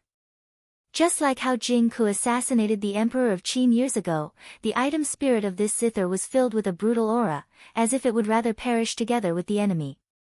It was unknown where the heaven immortal who crafted this zither found such a supreme-grade item spirit. Gradually, the connection between Princess Zhonglu and the item spirit deepened, and a desperate aura began to emanate from her body, as if she would rather die than live in dishonor. A faint blood-red gleam shone from her eyes. Slowly, Princess Zhonglu clenched the zither strings with her fingers and pulled them, aiming at the incoming white tiger. The man who impersonated Lao Ai was staggering and flying in the air a few miles away, as if he was drunk. The strike from the Five Thunders soul-shattering zither had not only left a terrible wound on his body, it had also severely wounded his soul, and even his white tiger's soul was severely damaged. What was even worse was that his eardrums were broken, and some fine structures in his ear canals were shattered by the tremendous sound wave, which directly affected his balance. His vision turned dark, and his divine will could not work. He could not even keep the balance of his body, and his fleshly body was severely wounded. Panicked and frightened, Lao Ai had no idea how to deal with the situation. He forgot to control his beast soul, and just let it pounce towards Princess Zhonglu by instinct. However, in the way of beast warriors, the beast soul had to fight together with the soul of its host in order to unleash the tremendous power it had when it was still alive. Without the help of the host's soul, the beast's soul alone could only control less than 1/1000th of the power it had when it was still alive. Facing the white tiger's soul, which was getting closer and closer, Princess Zhonglu calmly locked her eyes on it. She clenched the zither strings with her fingers, and the sharp and powerful strings cut Princess Zhongli's fingers. Drops of blood flowed down the strings and fell onto the zither. The zither absorbed all the blood, and gradually, Princess Zhonglu and the zither had a connection of blood and soul. When the white tiger's soul was less than 1,000 feet away from her, Princess Zhonglu gently loosened the strings. Clang! Once again, an extremely unpleasant sound rang out. A white, cone-shaped sonic boom shot out from the Five Thunders soul-shattering zither, enveloping the huge white tiger beast soul within it. Just now, when Princess Zhonglu unleashed her full-strength attack, the sonic boom unleashed by the Five Thunders soul-shattering zither rushed out in all directions at the same time.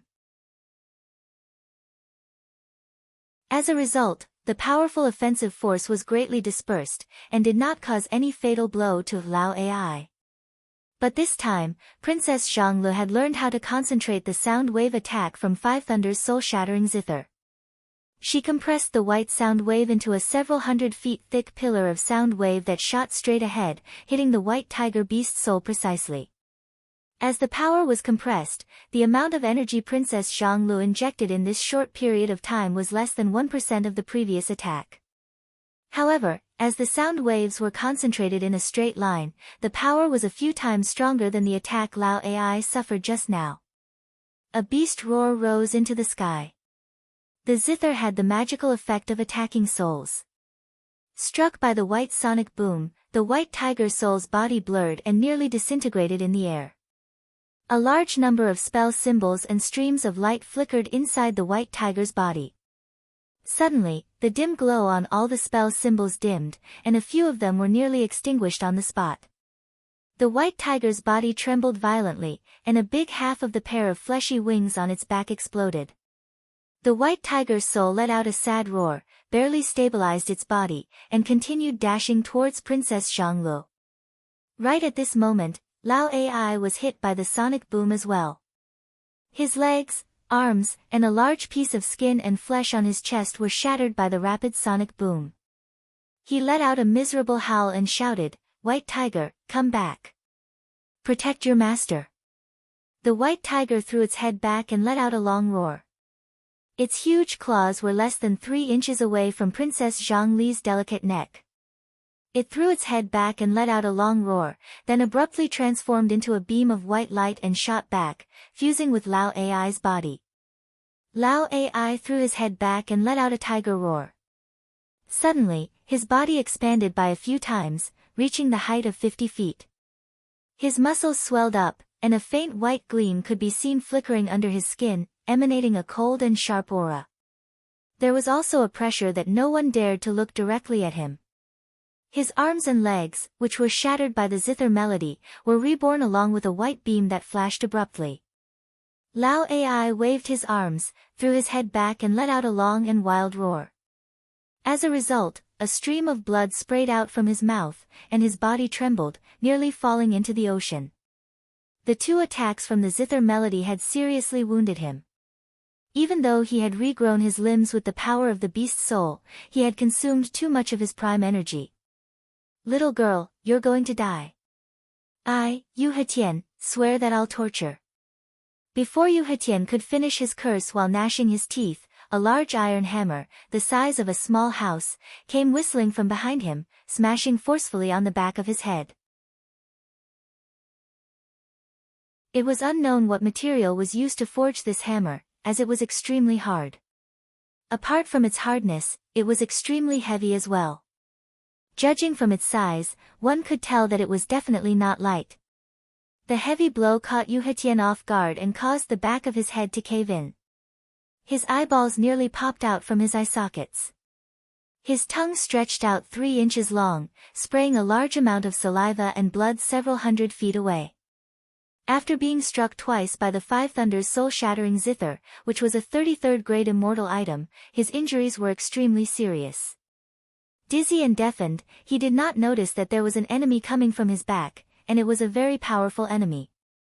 Yu Hetian was knocked flying away by the hammer, coughing out mouthfuls of blood as he turned his head around in a sorry state. Catfish Flood Dragon, who had transformed into a body of over 100 feet tall, had a huge catfish head, and was enshrouded in rolling dark clouds. She was carrying the black hammer, which had a shape similar to that used by blacksmiths in a blacksmith's shop, the size of a small house. She grinned widely at Yu Hetian.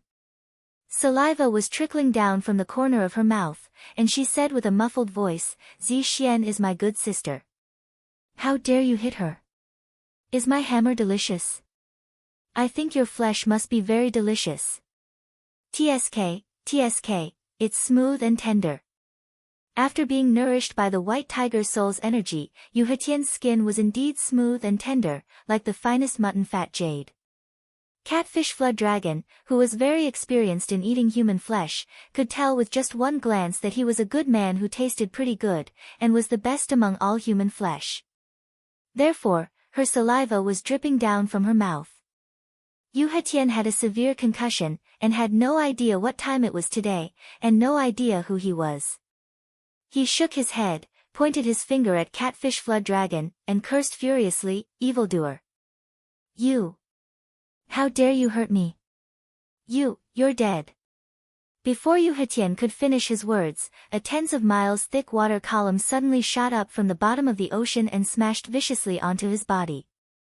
Yu Hetian howled miserably as he was pushed over 100 miles up into the sky by the water column. After that, blood was seen splattering in all directions, and a 3-toothed harpoon was seen sticking out from his buttocks. While howling miserably, he tumbled down from the sky. The water column crumbled with a boom, and a heavy rain immediately poured down from the ocean within 100 miles in circumference. Lord Xiansheng suddenly appeared amidst the water column. He was holding a 3-toothed harpoon in his left hand, pointing it at Yu Hetian, who was falling down from the sky, and snapped, "How dare you lay your hands on my sister-in-law in my territory? You're going to die today. I'm going to chop you into pieces and give them to my men." The water column just now was a trick created by Lord Xiansheng, who had rushed here after hearing the news. Hiding in the water column, he casually thrust the harpoon into Yu Hetian's crotch. Now, only less than 3 feet of the 18 feet long 3-toothed harpoon was exposed. It was obvious how deep the harpoon had gone into Yu Hetian's body. Howling and howling miserably, Yu Hetien grabbed the harpoon from his buttocks and howled, "Despicable, shameless, despicable, filthy. You bunch of evildoers." Having been stabbed in such an embarrassing spot, Yu Hetien was so ashamed that he nearly wanted to commit suicide. If this were to spread out, he would no longer be able to show his face in the future. Lord Xiansheng gave a strange laugh, shook his head and said, "Despicable. Despicable. Shameless. There is a barb on the harpoon. Please don't pull it out, as there is a deadly poison on it. Please." Before his voice could fade away, Yu Hetien had already pulled the harpoon out forcefully. In the end, another miserable howl rang out. Yu Hetien pulled the harpoon forcefully, pulling it out from his lower body along with a large intestine. The intestine had turned black, green, blue, and purple.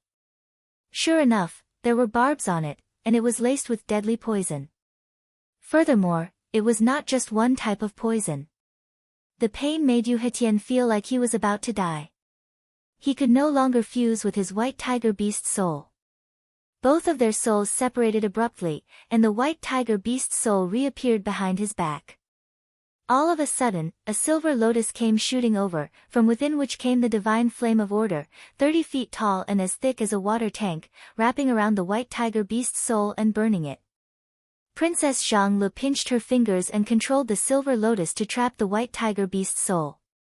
She kept opening her mouth and spraying out streams of 5-colored auspicious clouds, making the divine flame of order burn even more vigorously. The pain made Yu Hetien howl and howl miserably. His body twitched violently as he fell to the ground, crying out at the top of his voice, "You can't kill me. I'm the son of Marquis Jian, the human emperor. You can't kill me, because if you do, you are going against the heavenly Tao." Before his voice could fade away, Catfish Flood Dragon had already rushed forward, grabbed Yu Hetien up, and swallowed him whole without even washing him. Gulp. Catfish Flood Dragon praised. Delicious. Suddenly, a beam of jade light shot out from Catfish Flood Dragon's mouth, from within which came a stern voice, "Who dares to kill my beloved son?" A vague fist shot out from the jade light, thrusting straight towards Catfish Flood Dragon's chest.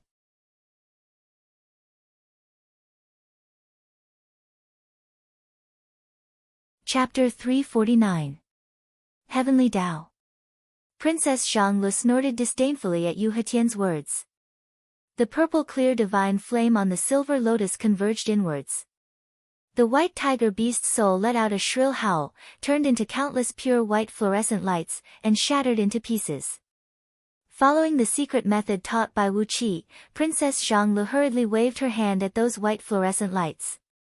Immediately, a white waterfall rushed straight into her palm and was absorbed into her spiritual sea, merging with her nascent soul. The essence of the soul of this white tiger beast soul was extremely powerful. After it was refined by the divine flame of order, it broke down into its essence particles, which made Princess Zhang Li's soul grow stronger at an incredible speed. Gradually, even her nascent soul could no longer withstand such a rapid increase. A strange transformation, in which a quantitative change gave rise to a qualitative change, was quietly taking place in her nascent soul. Princess Zhang Li's nascent soul quivered slightly. Then, a wisp of golden nascent soul quietly gushed out of her nascent soul, transforming into a hazy silhouette, hovering in her spiritual ocean. But before Princess Zhang Lu could rejoice over the great benefit she had gained, a jade-colored beam of light shot out from Catfish Flood Dragon's mouth, which was the fist. Fist winds vibrated, and the surrounding void froze. An aura of toughness, yet gentleness, like a supreme-grade precious jade had enveloped Catfish Flood Dragon, making her feel like a bug sealed in ice, unable to move even a little bit. That blurry fist shadow was about to hit her body. In the blink of an eye, Lord Xiansheng gave a long hiss and transformed into a horned dragon, lashing out with his tail. Crack! The air within several tens of feet around Catfish Flood Dragon exploded like crystals, shattering the aura that had sealed all her movements. The Catfish Flood Dragon shuddered and came to her senses. Without saying a word, she immediately transformed back to her true form, and exerted all her strength to make her body bigger and bigger. In the blink of an eye, she had transformed into a huge catfish, measuring over 10 miles long. Her entire body was covered with pitch-black dragon scales, and the 2 dragon horns on her head were extremely eye-catching. Under her grayish-white belly, 4 dragon claws were stirring up clouds, smoke, and lightning. Surrounded by mist, she let out a deep roar, and also used her huge fish tail to fiercely whip the fist shadow. With a loud bang, the fist shadow dissipated. Catfish Flood Dragon's nearly 1 mile long tail exploded into pieces, causing her flesh and bones to splatter like a rainstorm. A great amount of blood gushed out from the broken part of her tail and fell into the ocean below, dyeing the water red. Catfish Flood Dragon burped, then let out a painful cry. "Didn't I just eat a human? Why did you punch me?" "I, your grandaunt, have eaten many people." The jade-colored light was still floating in the air when the voice shouted, How dare you? You killed my son and even ate him. You are audacious and out of control. You must die. No matter what, you must die today. Even if you are at the ends of the earth, in the most remote corner of universal heavenly galaxy, you must die today." The jade-colored light spread out abruptly, and vaguely, 2 huge palms could be seen flickering amidst the light. The 2 huge palms grabbed the void and forcefully tore it apart. The void vibrated, and even showed signs of shattering. However, it seemed that the strength of the 2 huge palms was not enough to tear the void.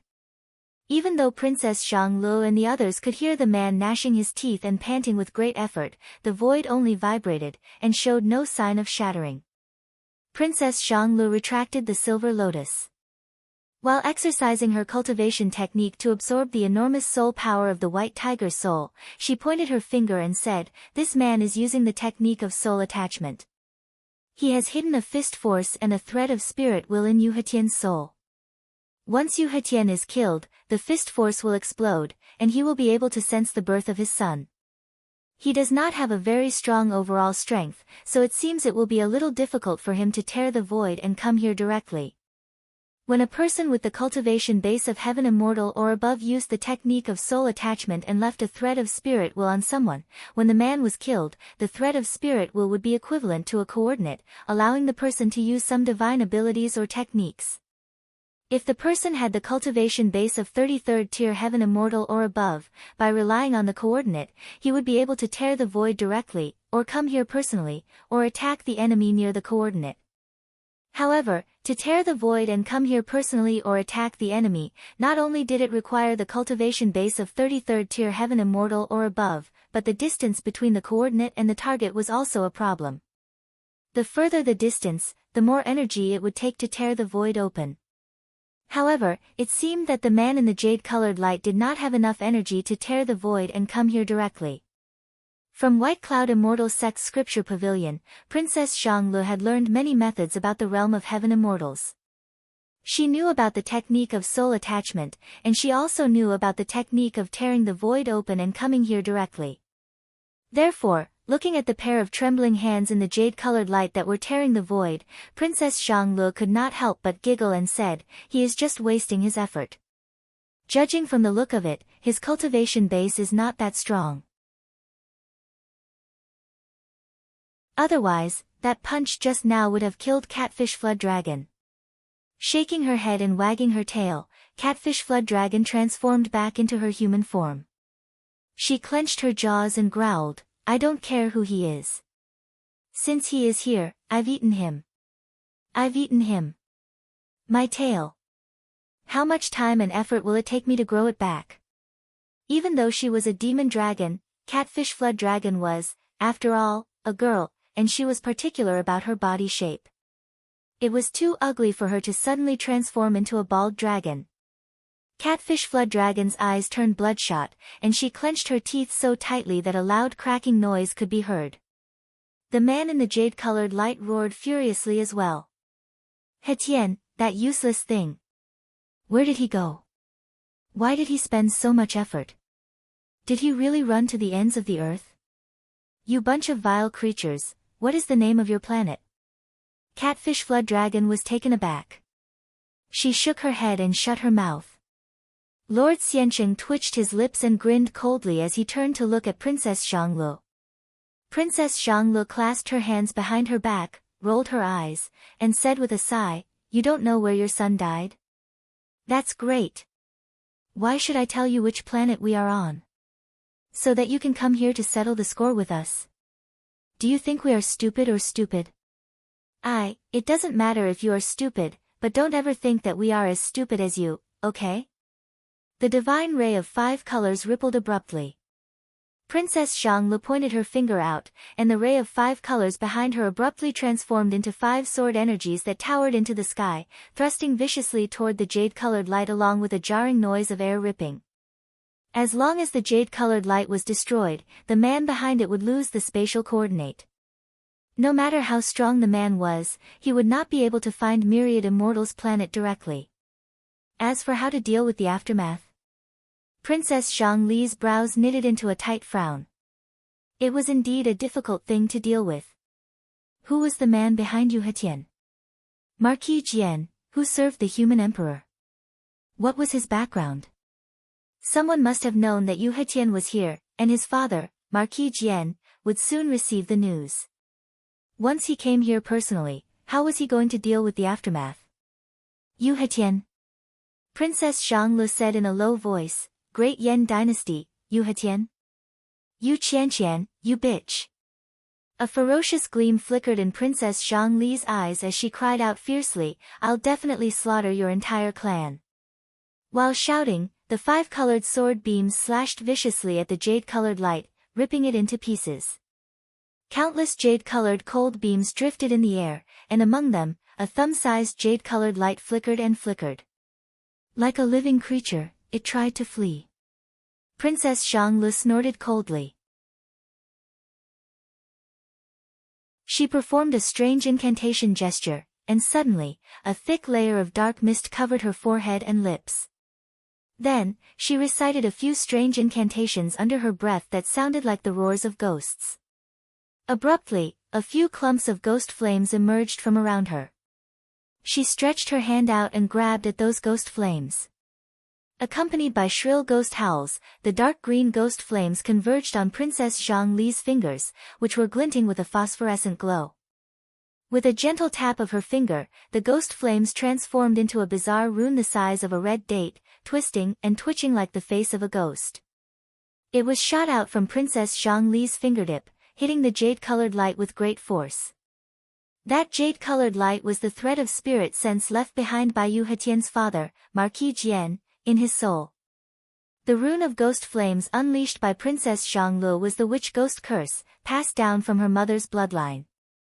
It was a curse that originated from the ancient times, and was used by the ancestors when they were fighting against the evil ghosts. It was the cruelest, fiercest, and most ruthless curse technique.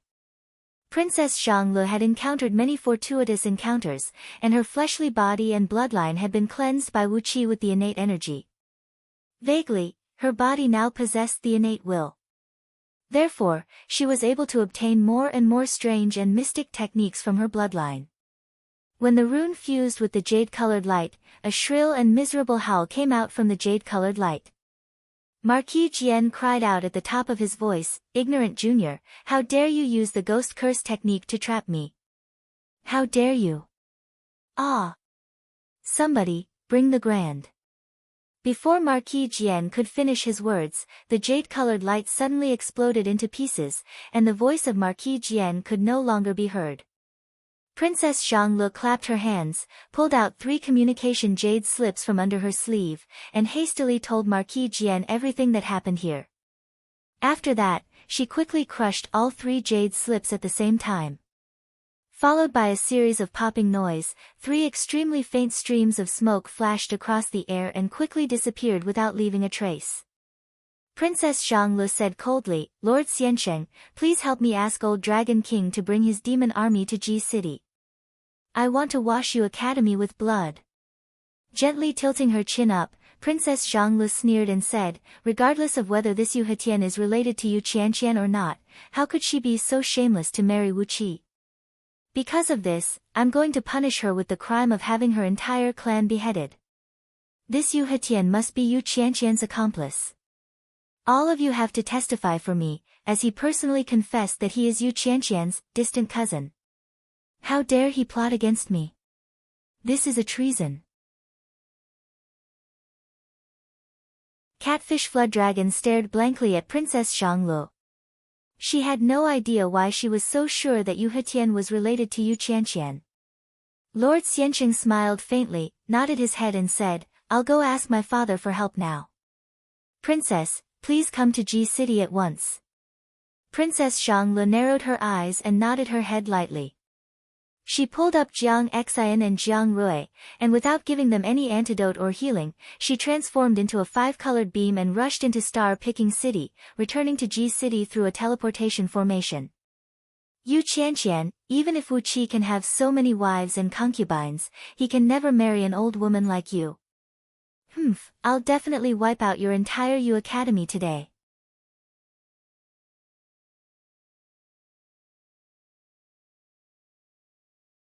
Chapter 350. In the Great Southern Marsh, the pink divine ray emitted by Lao Ai collided with the thunderbolt transformed from Yuheda. The divine ray emitted by Lao Ai was soft and gentle, like the tears of a passionate woman. It came with a very strong ecstatic and bone-corroding bizarre force, intertwining with the thunderbolt inch by inch like a cup of aqua regia with honey added to it, slowly eroding and melting the power of the thunderbolt. On the other hand, the thunderbolt transformed from Yuheda was fierce, brutal, and tough. Every time it flickered, it was as if countless bombs were about to explode. However, after being enveloped by the pink divine ray, Yuheda managed to unleash 30 thunderbolts in a row within 100,000th of a second, trying to make them explode. But, every time before the power of the thunderbolt reached the critical point, the power of the thunderbolt would be drawn away by the pink divine ray, and failed to explode.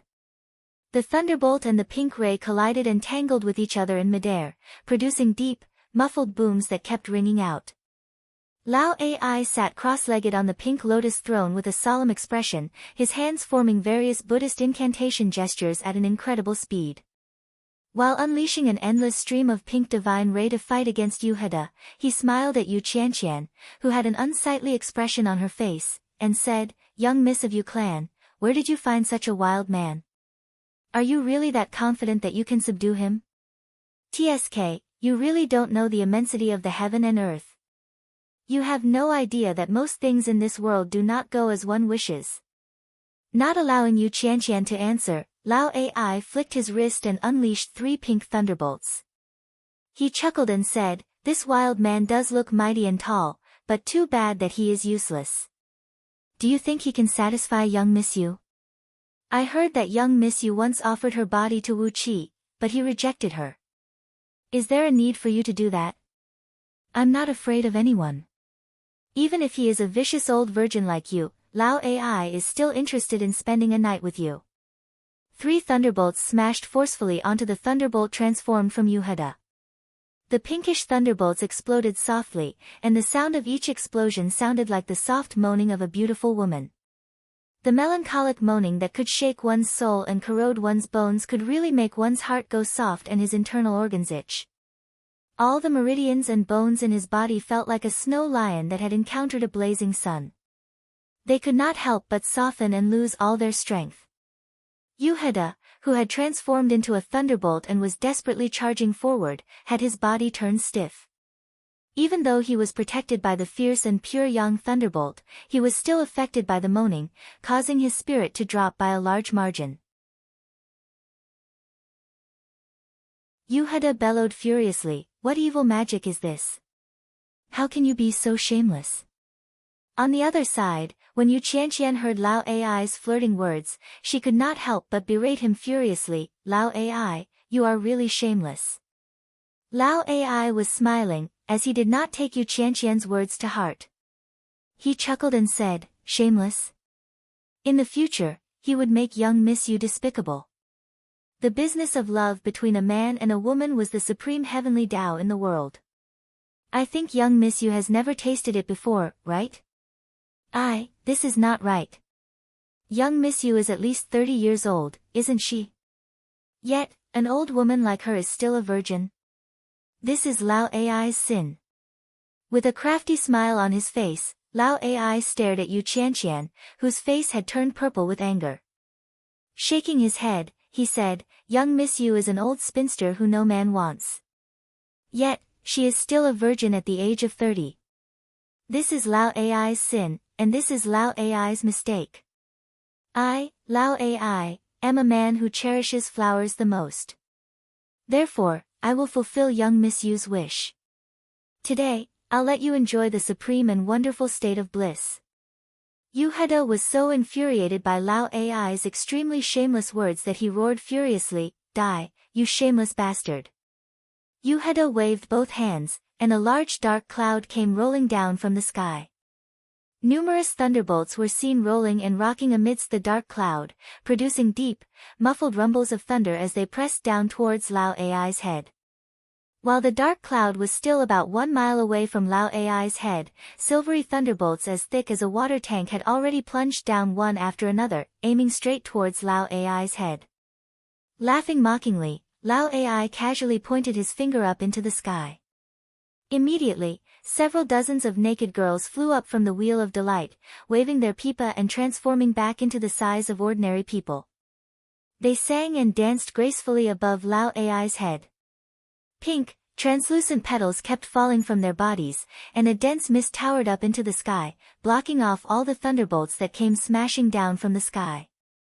However, no matter how the thunderbolts struck and smashed, the mist could only roll and roll for a while at most, and was not really broken by the thunderbolts.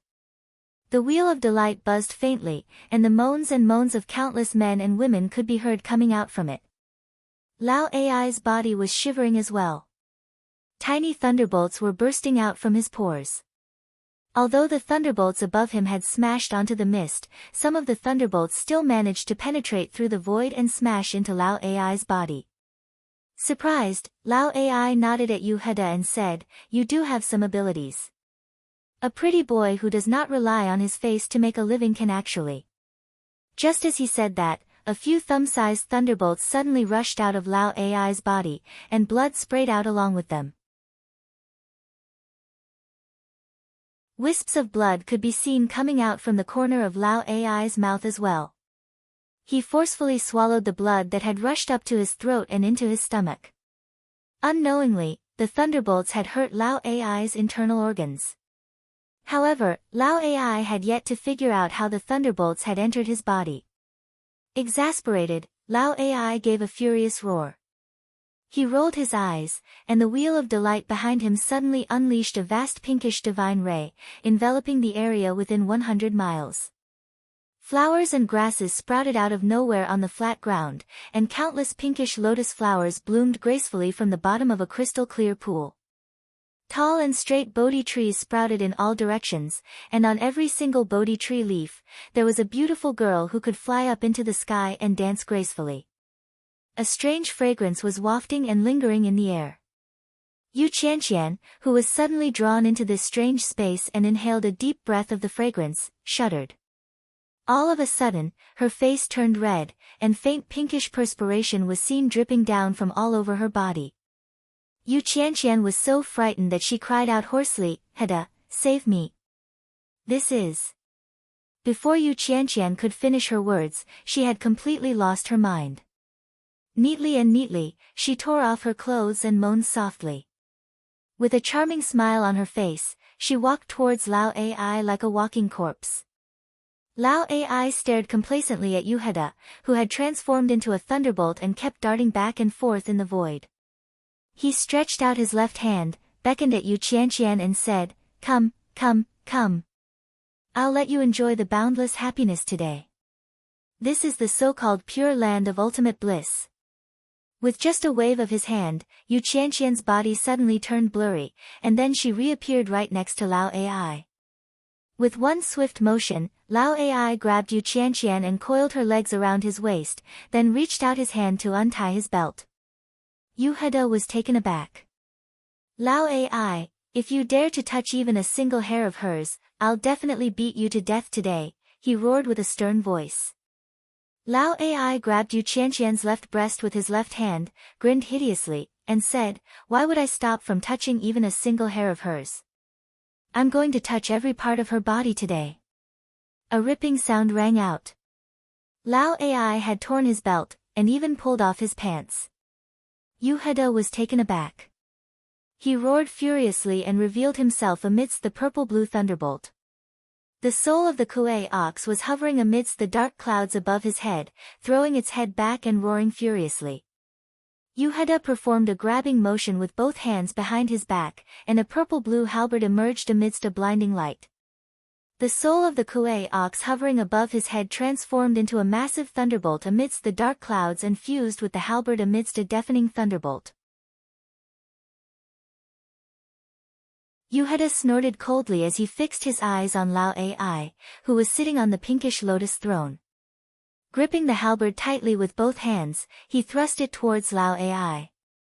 The halberd tore through the air, bringing up countless 100 miles long thunderbolts that shot in all directions. Yuheda's entire body was enveloped in the intense thunderbolts, making him look like a small sun that was emitting endless light and heat. With a blink of his body, he came before Lao Ai, thrusting the halberd forcefully towards Lao Ai's chest. "Die!" Yuheda cried out lightly. Lao Ai's chest was ripped open, and a hole the size of a human head was pierced through the front and back of his body. A large amount of blood sprayed onto Yu Qianqian's naked body, turning her crimson. Lao Ai howled miserably. He grabbed Yu Qianqian's neck and threw her towards Yuheda. Yuheda was taken aback. Instinctively, he loosened his grip and caught Yu Qianqian in his arms. Unexpectedly, when Yu Qianqian was caught in his arms, she immediately transformed into a glinting pinkish skeleton. The pinkish skeleton let out a shrill cry, thrusting its arms and thrusting them forcefully into Yuheda's body. Four ripping noises were heard, as 4 holes were pierced through Yuheda's body, from which blood kept spraying out. His injury was even more serious than Lao Ai's.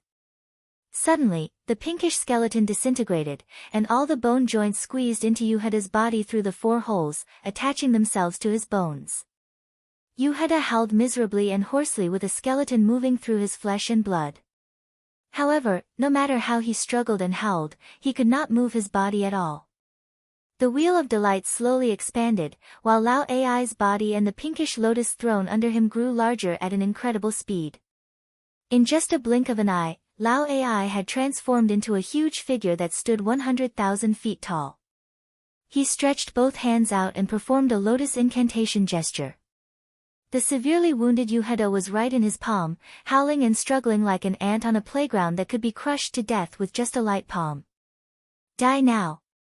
Lao Ai stared coldly at Yuheda, who was struggling and howling furiously. He clasped both palms together, unleashing a large sheet of strong pinkish light that crushed Yuheda into pieces. At the same time, the halberd that Yuheda had thrown away just now suddenly flew up, transforming into a lightning bolt that pierced through Lao Ai's ribs and came out from his left shoulder. The attack pierced through Tao Wu's body. Tao Wu screamed miserably, and a large amount of blood gushed out of his 7 apertures. He could no longer maintain this bizarre state. He retracted the Wheel of Delight and fell heavily to the ground. Madman Shui rushed over with large strides and helped Lao Ai up. Lao Ai coughed out a mouthful of blood, and was about to say something when a jade-like beam shot out from the spot where Yuheda's fleshly body and soul were crushed, followed by the shadow of a fist. A man's voice resounded through the clouds, "Bastard! Heda, Hetien, where have you been? I've lost 2 of my sons today, and I'm going to tear you into 1,000 pieces." The fist shadow thrust out. Lao Ai had no time to defend himself, and his right chest was hit by the jade-like fist, piercing through his body. Lao Ai let out a miserable cry, and a pinkish beam shot out from his eyes, shattering the jade-like beam. After that, he leaped onto Yu Qianqian, who was lying on the ground, and cried out sternly, "My disciple, protect me. I need to use her true Yin to heal myself." A miserable howl rang out, and Yu Qianqian suddenly woke up. After that, painful cries, curses, and moans kept ringing out. 15 minutes later, a golden beam suddenly shot up into the sky, amidst which, one could vaguely see the silhouette of a lady with a slender figure. Yu Qianqian's extremely resentful voice echoed through the heaven and earth, Lao Ai, I swear I'll kill you. Following that, Lao Ai's furious roar rang out, bitch, you actually have an immortal talisman protecting you? What a pity. That half of your true yin is wasted. The golden beam moved at an incredible speed, leaving a long trail of flame behind as it flew towards Ji City. At the same time, Princess Zhanglu had also returned to Ji City. She was deploying her army, preparing to besiege Yu Academy.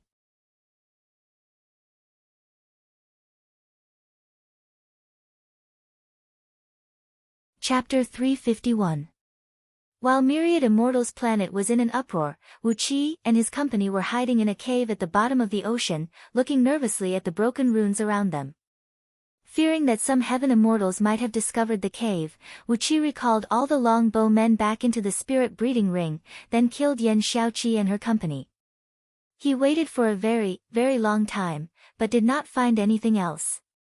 Only then did he carefully sneak out from the water cave, carefully giving the surroundings a thorough examination. The result left Wu Qi speechless. A giant deep-sea beast with a body of about 100 miles long, shaped like a great white shark but with horns on its head, had accidentally bumped into this coral reef. It brutally crushed the coral reef into pieces, then lay down lazily in a nearby undersea canyon. It was currently sleeping comfortably. The strength possessed by this giant beast was incredibly strong, as even the primordial runes Wu Qi deployed were shattered by its tremendous force. This made Wu Qi speechless for a while.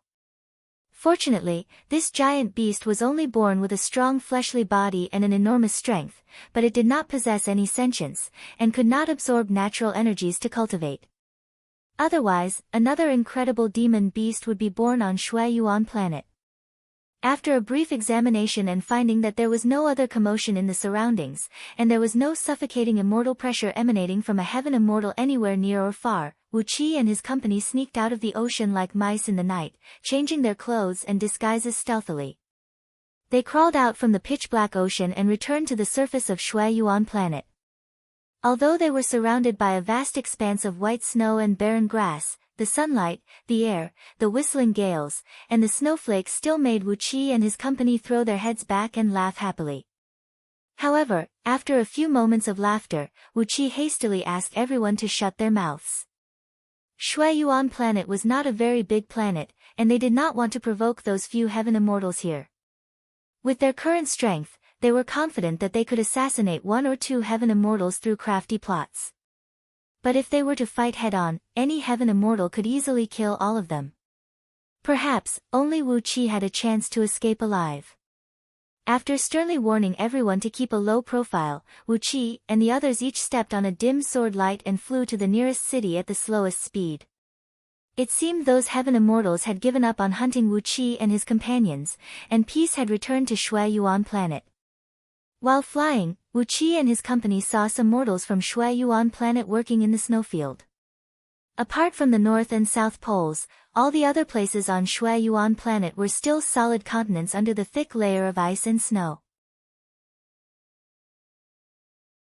Shui Yuan planet also had crustal activity, volcanoes and lava, and there were hot springs gushing out from the ground. In places where the underground flame activity was stronger, hot springs would burst out from the ground and melt the ice and snow, creating a climate that was similar to spring on other planets in a small area. In Shui Yuan planet, these places were considered as rare blessed lands. Some smaller cities with weaker overall strength would specifically choose such places to build their cities. With the protection from the heat of the underground flame, they would not have to suffer from the harsh wind and snow, and could save a lot of expenses in constructing defensive mechanisms for the cities. After traveling for half a day, Wu Qi and his company saw a small mountain range that stretched over 100 miles in length ahead of them. Wisps of white smoke could be seen rising from it, and a faint smell of sulfur could be smelled from afar. Riding on their flying swords, they flew over and saw a small city, measuring several miles in both width and length, standing quietly in the middle of the green mountain range. Near the city were villages and small towns. The mountain range blocked the wind and snow, and hot springs gushed out from the mountains. The scorching hot water dispelled the bitter cold, while large tracts of farmland were planted on the dark, fertile soil. Thanks to the large number of hot springs in the mountains, this area of several hundred miles in circumference had actually turned into an excellent land of fish and rice. Tender green sprouts could be seen in the farmlands, and fishing boats could be seen sailing back and forth on the lakes. On the mountains that were covered with lush vegetation, there were even large tracts of fruit trees. At this moment, the fruit trees were bearing fruits, and as far as the eyes could see, the world was filled with specks of pale yellow fruits. On Shuiyuan planet, a small city like this could only make a living by selling agricultural products. Because of the geothermal heat, it was impossible for this place to produce the spirit herbs of ice and snow, which were unique to Shuiyuan planet, and there were no energy stone veins of ice and snow. Basically, the few special products that were related to ice and snow on Shuiyuan planet could not be found here. Therefore, the small cultivator clans here could only use a large amount of agricultural products to trade with other major powers and clans for the materials they needed for their cultivation. The grains and fruits they grew were supplied to the other major powers, so that they could feed the mortals under their rule. On the other hand, those major powers would give them a certain amount of energy stones and spirit pills, so that the cultivators from these small clans could cultivate hard.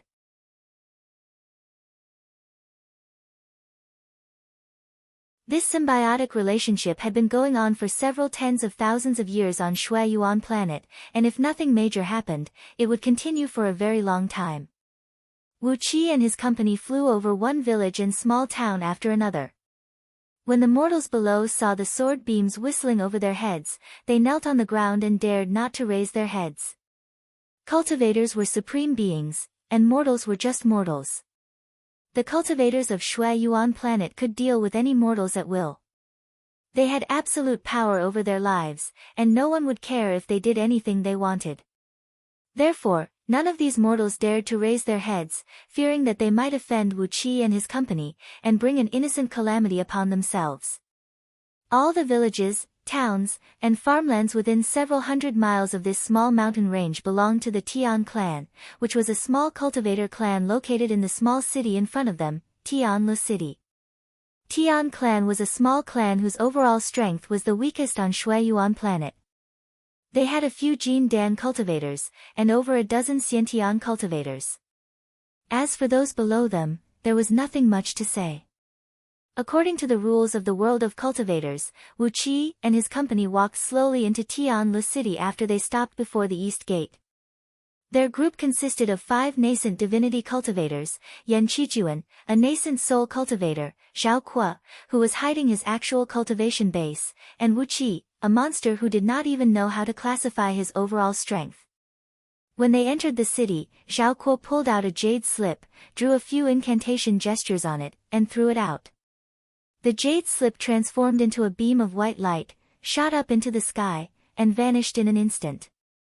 Xiao Kuo said coolly, "I wonder if those people I brought here are dead or not. If they are still alive, let them find a place to hide themselves. If they are all dead, it will be a good explanation." Xiao Kuo gave True Lord Windbreaking and the other 2 great Zhao's imperial advisors a look. Wu Qi smiled and said, "Don't worry, second brother. If they are all dead, I'll be your witness.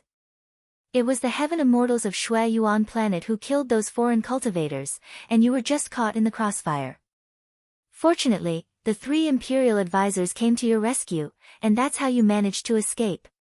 The 3 imperial advisors laughed dryly, and when Xiao Kuo laughed, it looked more like he was crying. However, when he scanned the storage ring with his divine will and saw the 3 immortal item-grade jade rings hidden inside, he immediately puffed out his chest, and his mood became much better. Before entering the city, Wu Qi was still using a mystic art to sense the surrounding space of Shuiyuan planet.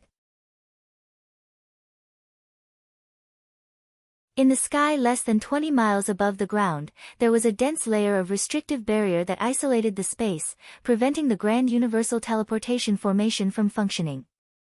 If they wanted to leave Shuiyuan planet, they would have to use a planetary ship to break through this barrier.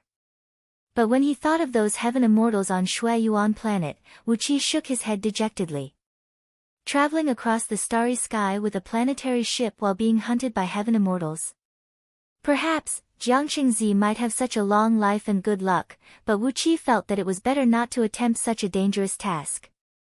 He murmured under his breath, "We'll just find a place here and cultivate in peace. Let's see what you can do to us." Tianlu City was not a large city, measuring 4 miles in both width and length. Just the mansion of Tian clan alone took up 1/4 of the city. The other districts were separated by 2 broad streets, 2 horizontal and 2 vertical streets. The residents of the city were all reputable merchants in Tianlu City, or some in-laws of Tian clan. Apart from that, there were only 2 inns that were not too large in the city, and some brothels and taverns. Cultivators who came from outside to purchase food, fish, meat, fruits, and some other crops would be treated as distinguished guests by Tian clan, and would stay in Tian clan's mansions. Therefore, the 2 inns in the city only catered to some traveling merchants and idlers from other cities. Although the conditions were not bad, they were not that good either. Wu Qi and his company found a clean small courtyard in a garden inn located at the east of the city and settled down. With the hospitality of the innkeeper and the waiter, Wu Qi and his company settled down in the courtyard. After that, Wu Qi went to pay a visit to Xiong Wanling and He Qianqiu. Wu Qi had a very good impression of these 2 old demon kings, who could still protect Yan Qijuan in a desperate situation. Without saying a word, he entered their room and gave each of them 30 blood crystals and soul crystals, which he obtained from the 3 heaven immortals, to each of them. Xiong Wanling and He Qianqiu had devoured countless cultivators, demon beasts, and other living beings, so they were people who knew what was good for them. The blood crystals and soul crystals given by Wu Qi were filled with immortal energy, and contained a very magical power. Both of them recognized that they were the essences refined from the flesh, blood, and souls of heaven immortals. Xiong Wanling cried out immediately, "You've refined those 3 mongrels. TSK, do you have a heavenly flame with you?" He Qianqiu gave Xiong Wanling a glare. He put away the blood crystals and soul crystals, cupped his fist and said to Wu Qi, "Duke of Tianyun, if you need anything in the future, I'll definitely do my best to help you." "Old bear, why are you still standing there like an idiot?" Xiong Wanling smacked his lips and finally came to his senses. He cupped his fist at Wu Qi and said casually, "What the white bird said is right. If you need our help in the future, just tell us. TSK, with these, I'm afraid we'll soon be able to." Xiong Wanling smiled so widely that his eyes narrowed into 2 lines. Wu Qi smiled faintly. Without saying anything, he bid them farewell and left. With these blood crystals and soul pearls, as long as the 2 old demons could digest them, they would definitely step into peak stage nascent divinity realm. With that, Wu Qi would have 2 more powerful helpers. Once Wu Qi figured out a way to help them transcend their thunder tribulation, with the help of 2 heaven immortals who were on friendly terms with him, Wu Qi's forces would be further boosted. After a moment of pondering, Wu Qi summoned True Lord Windbreaking and the other 2 heaven immortals, and gave each of them 30 soul pearls and blood pearls. The 3 of them were struck with wild joy, and hastily thanked Wu Qi. Their resentment towards being forcibly subdued by Wu Qi was reduced by 70 to 80%, leaving only a little bit of unwillingness. After all, it was not easy to obtain the blood crystals and soul crystals of heaven immortals. It was extremely difficult to kill a celestial immortal. After everything was done, when Wu Qi was about to find himself a room and quickly improve the cultivation base of 10 innate Jin Dan by swallowing blood crystals and soul crystals, the manager of Garden Inn came to pay him a visit with an old man and 2 middle-aged men. Before the manager could introduce them, the old man, who possessed the cultivation base of late-stage Jin Dan realm, had already cupped his fist and bowed deeply to Wu Qi. "Senior, this junior is bold enough to visit you, please forgive me," Yi Futian said.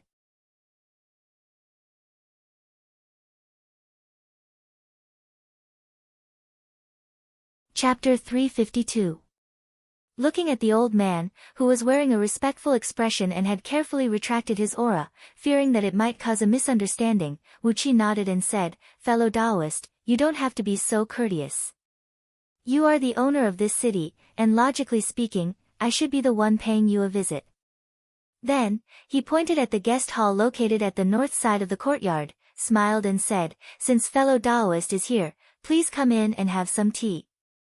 The manager of Garden Inn ran out happily, shouting and yelling at the waiter to fetch the best spring water on the mountaintop to serve tea to the guests. Meanwhile, the old man and two middle-aged men bowed respectfully at Wuqi, then strode into the hall with a cautious and respectful expression, not daring to show any neglect. Xiong Wanling and the other four nascent divinity old demons were hiding in their own rooms, as they had no interest in dealing with a small fry of Jin Dan realm. Yan Qijuan and Xiao Kuo were curious. Without waiting for Wuqi to greet them, they walked straight out and sat on the main seats in the hall. Especially Xiao Kuo.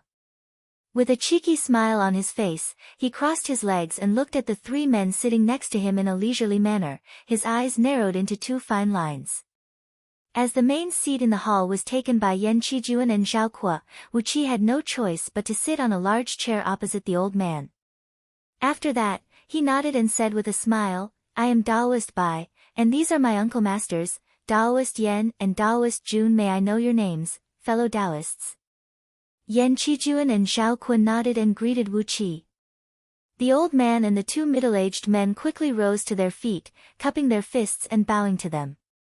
Cautiously, they looked at Yan Qijuan and Xiao Kuo. Amidst the dark mist behind Wuqi's back, the tiny flying sword was still darting back and forth like a thief, yet Yan Qijuan and Xiao Kuo did not show any unusual signs. Although they were Wuqi's seniors, they did not show any unusual signs of Jin Dan realm. Clearly, they were all nascent soul cultivators. A trace of excitement could be seen on the old man's face as he respectfully introduced them to Wuqi and his companions.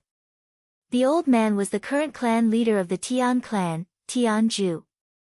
The two middle-aged men were his two sons, Tian He and Tian Dao. Wuqi snickered at the side. This family deserved to be the masters of Tianla City. Even their names were inseparable from the crops. After listening to Tian Zhu's introduction, Wuqi leaned forward slightly and said with a faint smile, "May I know what brings Patriarch Tian here?" Tian Zhu rubbed his palms together. Cautiously, he gave Yan Qijuan a look, who sat there motionlessly and gave off the air of an emperor, and Xiao Kuo, who had his legs crossed and looked like a foppish young master. Laughing dryly, he said, "Junior." Wuqi waved his hand and said with a smile, "Patriarch Tian, please don't keep calling me Junior. It sounds really uncomfortable." Hastily, Tian Zhu corrected himself and said, I understand. Clearing his throat, Tian Zhu smiled and said, "Just now, I heard from my clansmen that a few seniors have come to Tianla City. Naturally, I would like to pay them a visit." May I know the purpose of your visit?" With a roll of his eyes, Wuqi came up with a lie. He smiled and said, "Oh, we are from Thousand Waves planet. We are ordered to collect some rare spirit herbs found in Shui Yuan planet. But, we are unlucky this time, as we bumped into a few Heaven Immortal seniors, who made a big fuss and sealed off all the entrances and exits. Do we dare to argue with them? Therefore, we can only stay in Shui Yuan planet and see when we can go back." Laughing bitterly, Wuqi shook his head, sighed, and said, "I heard that Snowflake City and White Frost City were destroyed by someone recently. We were staying in Snowdrift City, and we were wondering if those people were targeting the 4 largest cities in Shui Yuan planet. If that is the case, we can no longer stay in Snowdrift City. That's why we came to Tianla City to lie low for a while." At this moment, Yan Qijuan chimed in, "Tianla City does not attract any attention. I don't think anyone will come looking for trouble in Tianla City." Tianla City was the closest to Snowdrift City. Therefore, it was reasonable for Wuqi to say that they were staying in Snowdrift City at the beginning. In order to avoid any danger in Snowdrift City that might endanger them, they decided to stay in a small, remote city. This was also a reasonable explanation. Wu Qi smiled and said, "We found Tianlu City to be a beautiful place, and it has the taste of the countryside.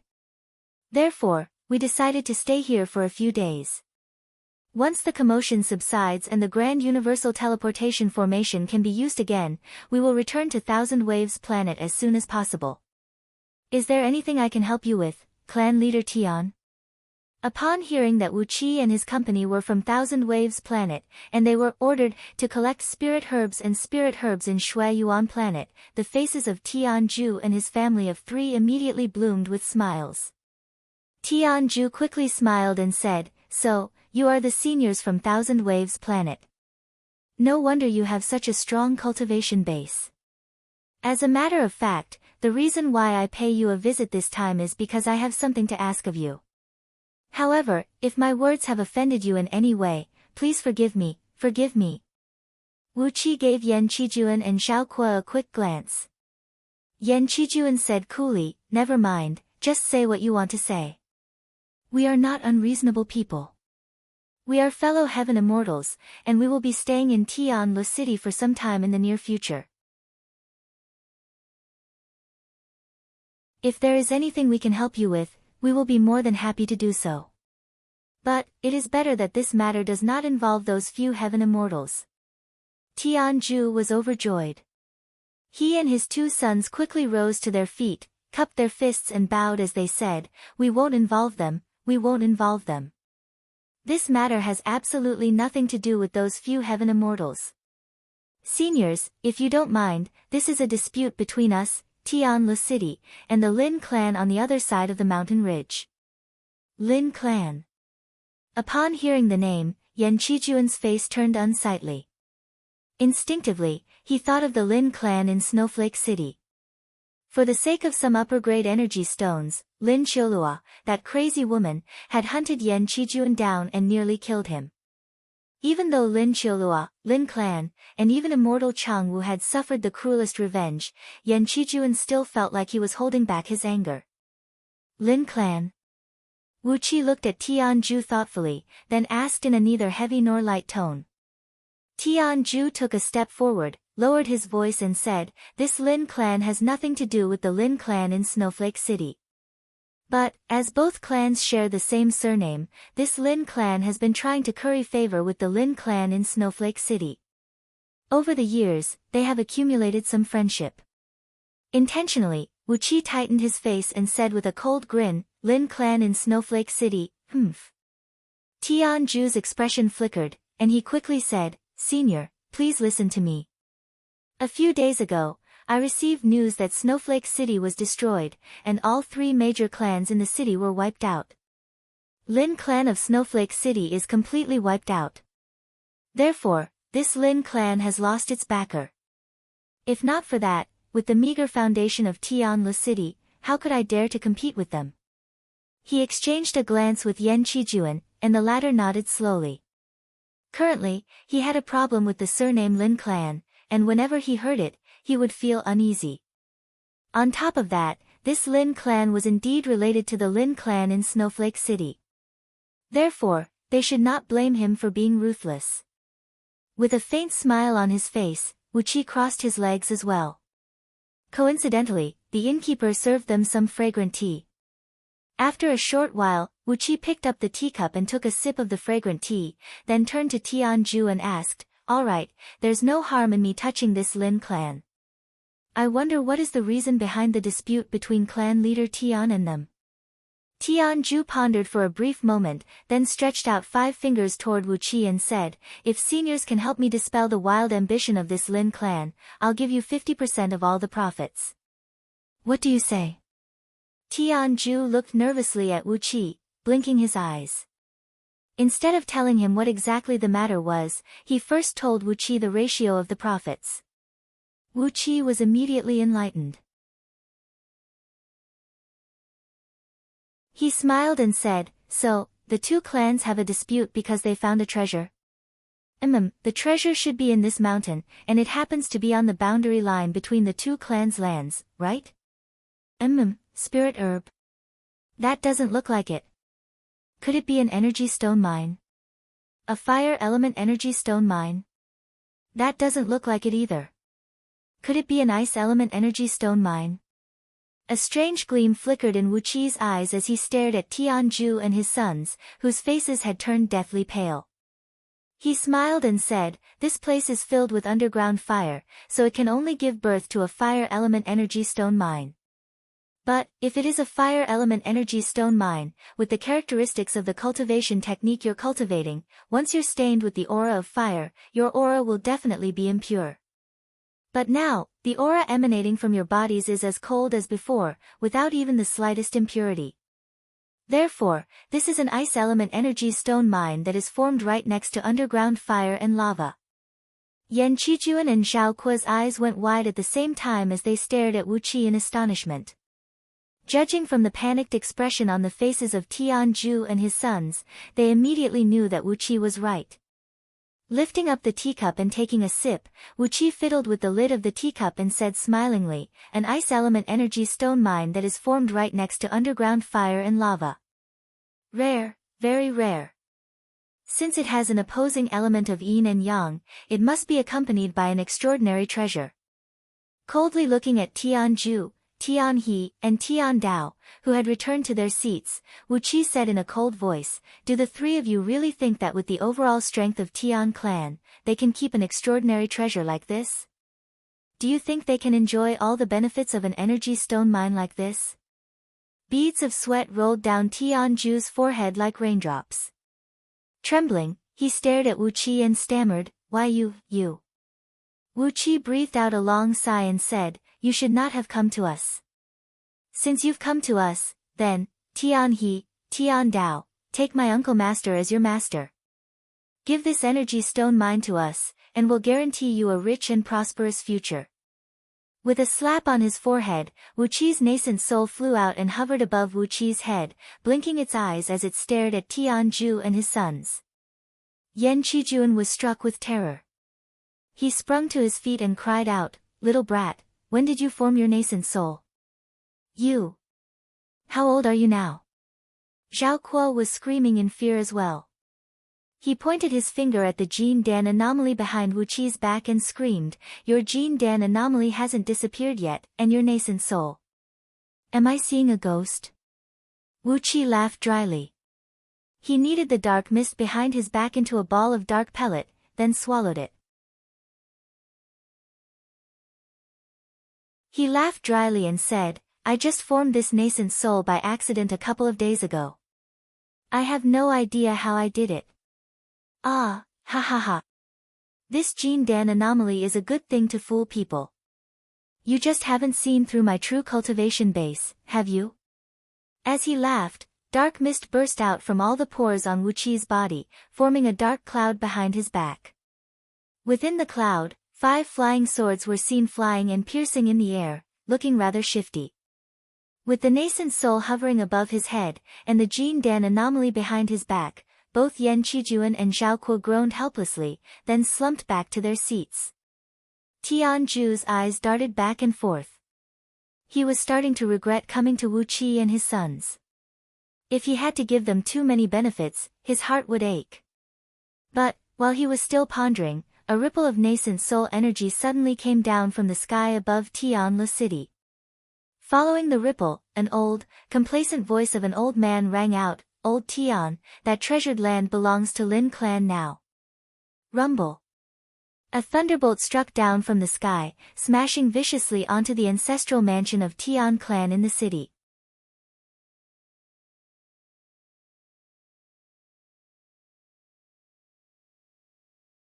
Chapter 353. The ancestral mansion of Tian clan in Tianla city occupied nearly 1/4 of the city. It was built with green bricks and black tiles, and all the walls were painted snow white. The paint was made from a special product of Shui Yuan planet, a clay that was as fine as jade and translucent as crystal. After it solidified, it became as smooth as a mirror, glinting brilliantly. Under the reflection of the sun, it looked like a piece of white jade, delicate and exquisite, giving off an air of elegance unique to cultivators. With a casual strike from an early-stage nascent soul earth immortal hovering in midair, a mansion like this was struck down by a green thunderbolt. The roof tiles cracked, the walls collapsed, and many buildings in Tian clan's ancestral mansion collapsed one after another. More than half of the courtyard was smashed to smithereens by the thunderbolt. When Wu Qi and the others flew up into the sky and looked into the distance, they could still see countless severed limbs falling from the sky, their blood and flesh turning the sky red. Tian Ju was trembling with rage. Standing on the roof of Garden House, he stared blankly at the ancestral mansion that had turned into a historical site in just a blink of an eye. 2 lines of hot tears rolled down his cheeks. Wu Qi shook his head, sighed, and said, "Forget it. The people of Lin clan are much faster than you. Hurry up and let your sons acknowledge us as their masters. We can help you avenge the annihilation of your clan. Your sons are still young and strong, and they can give birth to many more descendants in the future." Tian Ju turned to look at Wu Qi with a trembling body, then dragged his sons and cried incoherently, "Tian He, Tian Dao, acknowledge us as your masters. Quick, acknowledge us as your masters." Oh heavens, how could this be? The nascent soul Earth Immortal off in the distance did not notice Wu Qi and his company. He laughed aloud, then waved his hand and unleashed another thunderbolt from the sky. A loud boom rang out, and a cloud of dust rose high into the sky.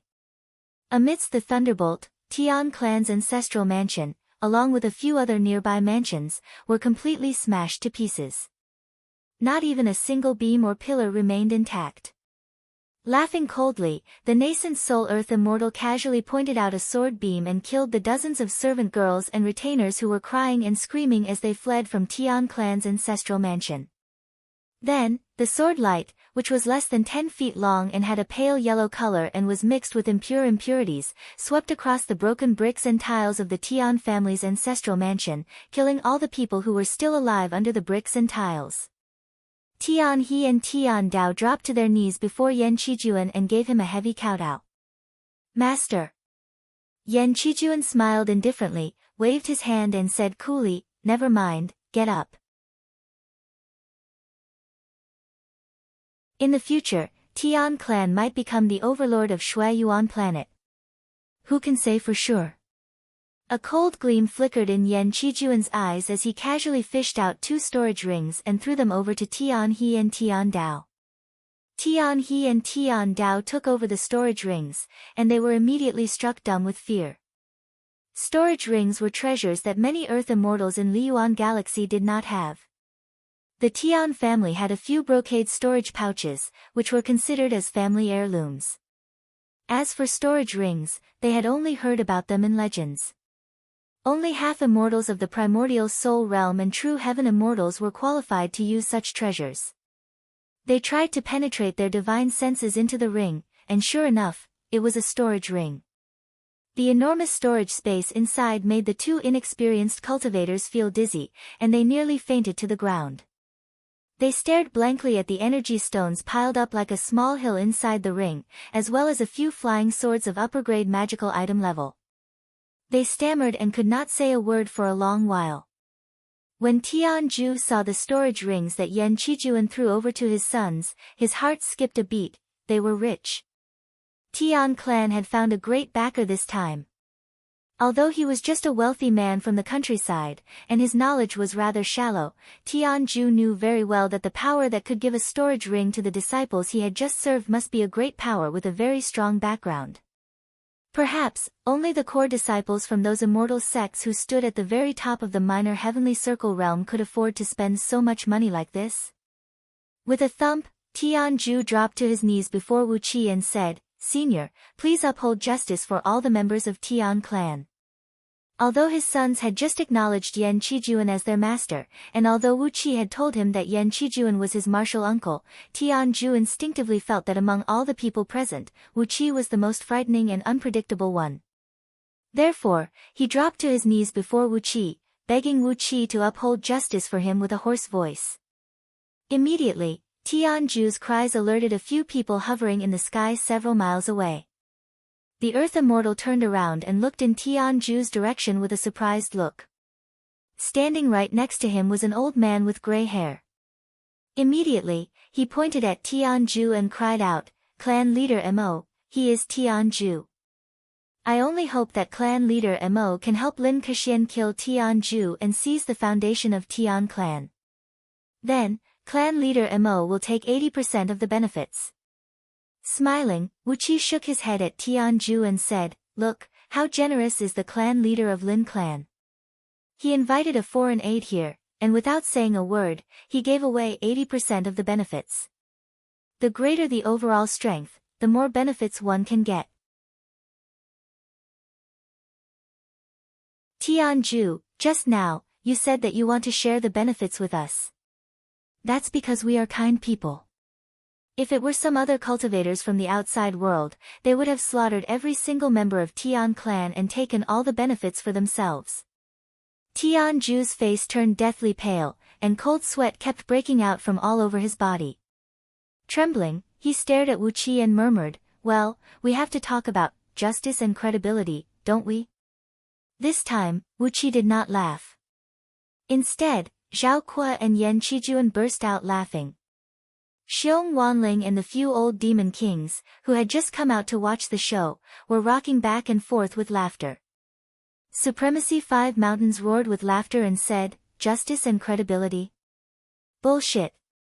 We always knew that the one with the biggest fist is the justice, and the one with the flying sword has credibility. Slaughter a city, and within 1,000 miles, there will be justice, slaughter a country, and within 10,000 miles, there will be credibility." True Lord Windbreaking said in an indifferent tone, "Have you, Tian clan, become muddle-headed from farming? Have you eaten too many vegetables? Do you think a cultivator of Dao would talk about justice and credibility with you? What a load of bullshit. What a stinking bullshit. Even until today, your Tian clan is still alive." That makes sense. Who would come here and kill a clan of cultivators who only know how to farm for no reason? The faces of Tian Ju, Tian He, and Tian Dao blushed. They bowed their heads shamefully, as if they felt that their behavior was indeed a little petty. Without sufficient overall strength and without finding out the background of Wu Qi and his companions, they foolishly came here and asked for an equal share of the benefits. Fortunately, Wu Qi and his companions were not evil cultivators from the Fiend League. Otherwise, before clan leader Mo could strike, Tian clan would have already been wiped out. Wu Qi and his companions were whispering to each other, and did not pay any attention to clan leader Lin Keqian and clan leader Mo relying on the fact that he was backed by an earth immortal of nascent soul realm. Lin Keqian immediately flew over with a few of his clan members, baring his fangs and brandishing his claws. They stopped at a place less than 500 feet away from Wu Qi and his companions. Lin Keqian, who had an eagle nose, deep eyes, and thin lips, looked like a short-lived ghost, pointed his finger at Tian Ju, who was kneeling on the roof, and said with a cold grin, "Old man Tian, you and I have been fighting against each other all our lives. This time, your Tian clan is destined to cease to exist. TSK, have you lost your mind or something? Are you going to kneel there and beg for mercy?" Wu Qi gave Lin Keqian a cold glance, who was acting all high and mighty, and pulled Tian Ju up from the ground. He smiled faintly and said, "Lin Keqian? I'm a fortune teller, and I've predicted that you will die today. Tell me, am I right or not?" Lin Keqian was taken aback. Pointing his finger at Wu Qi, he let out a long laugh and was about to break out into curses. But before he could say anything, Zhao Kuo suddenly teleported right in front of Lin Keqian, punched his dantian, pulled out his Jin Dan, and crushed it to pieces. Lin Keqian's body suddenly expanded, then exploded into pieces amidst a dazzling white light. Vaguely, the crowd could hear the crazy battle cries of millions of soldiers, and in the next moment, Lin Keqian's soul was shattered into wisps of smoke. Zhao Kuo gave a cold snort. Suddenly, a white clump of battle aura burst out from his body, as blades, spears, swords, halberds, and all sorts of weapons shot out from it.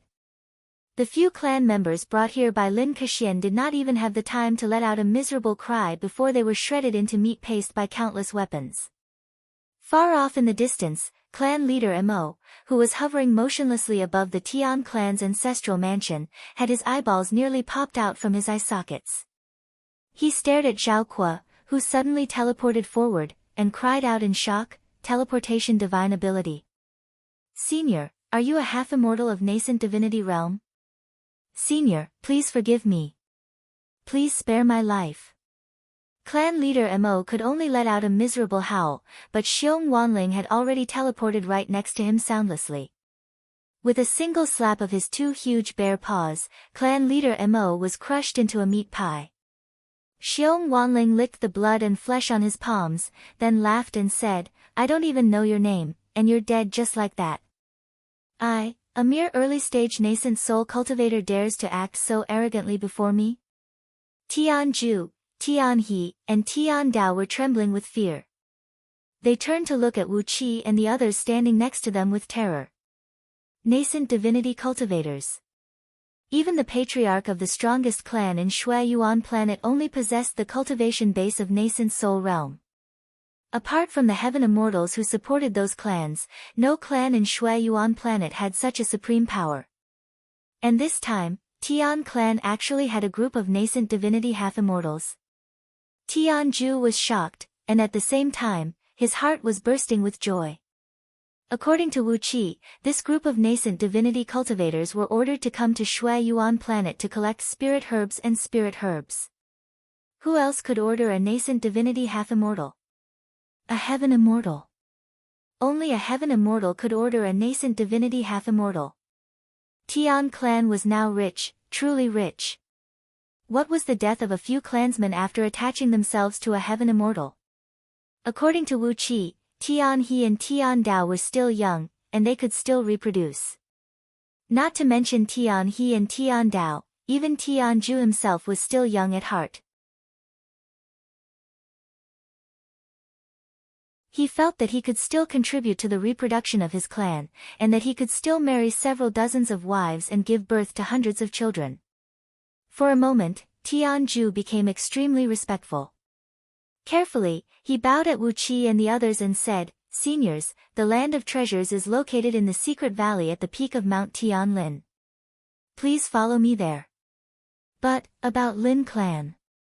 Wu Qi pointed at Tian He and Tian Dao and said, "Tian He, Tian Dao, bring these two seniors to Lin clan and execute their entire clan." Then, Wu Qi assigned True Lord Windbreaking and Supremacy 5 Mountains to follow Tian He and Tian Dao. When Tian He and Tian Dao realized that they had a nascent divinity half-immortal as their backer, they were so overjoyed that they had long forgotten their own names.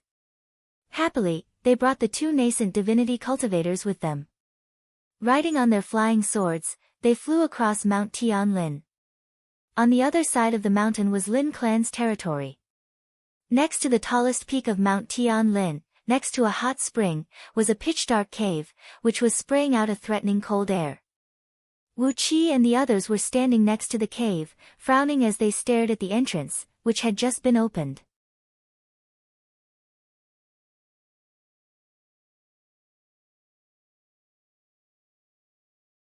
Chapter 354. Tianlin Mountain was named after the natural dividing line between Tian clan and Lin clan. The southern part of the mountain was the territory of Tian clan, while the northern part was the territory of Lin clan. The main peak of Tianlin Mountain was over 10,000 feet tall. Because of the many geothermal hot springs in the vicinity, the peak was covered with lush greenery, and there were quite a few fountains and waterfalls. It was a very beautiful scenery. Right on the west side of the main peak, in a valley that was over 10 miles long, over 30 hot springs had been gurgling out with hot water. The hot water had been flowing for years, nourishing a rich and fertile area of farmlands. A few days ago, a small-scale earthquake occurred in Tianlin Mountain. It was nothing serious, but a gap was opened up in a cliff in the valley, revealing a long and narrow cave entrance, about 70 to 80 feet tall. The cave was bitterly cold, with chilly winds constantly blowing out from it. The hot spring near the cave entrance had been frozen by a thick layer of white ice. Hot and cold water vapors clashed against each other, causing heavy snow to fall in the valley, making it look like the middle of winter. Wu Qi and the others stood at the entrance of the cave. True Lord Windbreaking and Supremacy 5 Mountains had already returned.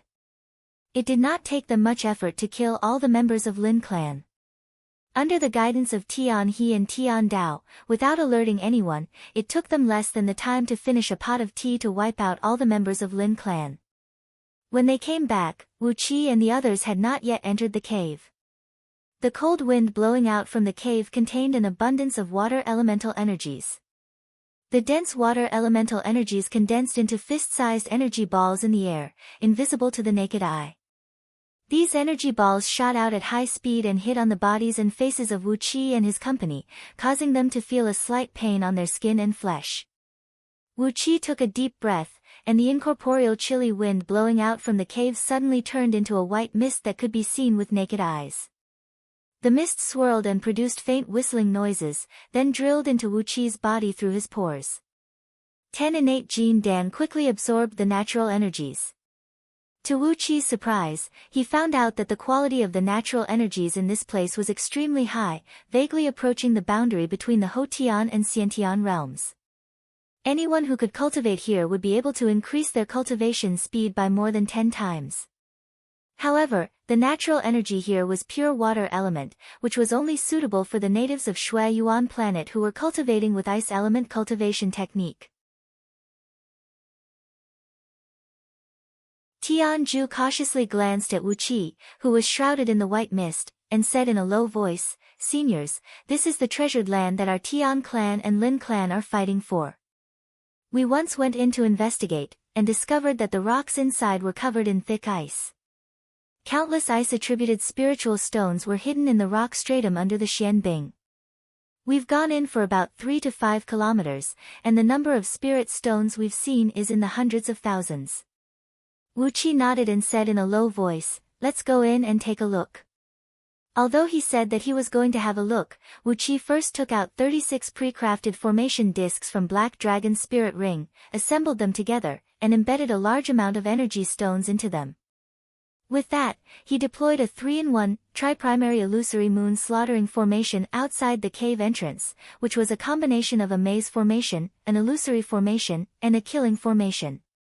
The speed at which he deployed the formation was very fast. In just 15 minutes, the entire valley was enveloped by the vast white mist that emanated from the formation. Yan Qijuan looked at Wu Qi with surprise, then nodded his head thoughtfully and said, "You've learned the Tao of formation from Heaven-Breaking Sword sect as well?" Wu Qi nodded his head reservedly and did not say a word. Zhao Kuo was also looking at Wu Qi with great surprise, then he shook his head.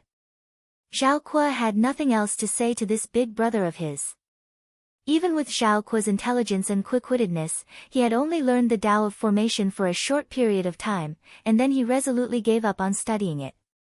Unless he was an extremely talented and intelligent man, there was no way he could have a profound attainment in the Tao of formation. When Zhao Kuo saw how Wu Qi constructed the formation so skillfully, and how he could not see through its mysteriousness, his slightly aggrieved heart gradually calmed down. "It doesn't matter if I admit that I've accepted Wu Qi as my big brother," Zhao Kuo told himself in his mind, "be a good man. Since I've already been subdued, I should stop thinking about other things." Apparently, there are many benefits in following him. Xiong Wanling and the other 4 nascent divinity demon kings were trembling with fear. The formation constructed by Wu Qi was emanating an immense coldness. When they carefully examined it with their divine will, they found nothing. Even with their experience and knowledge, they could not tell how powerful this formation was. However, they had a vague feeling that if they were trapped in this formation, they would never be able to get out. The 3 demon kings who were forcibly subdued by Wu Qi bowed their heads respectfully. Just like Zhao Kuo, the last bit of resentment in their hearts had vanished. It was just a formation, but it had changed the minds of everyone present. Yan Qijuan even assumed the bearing of a master, lecturing Tian He and Tian Dao on the spot, "Learn this. No matter what you do, you must always leave a backup plan.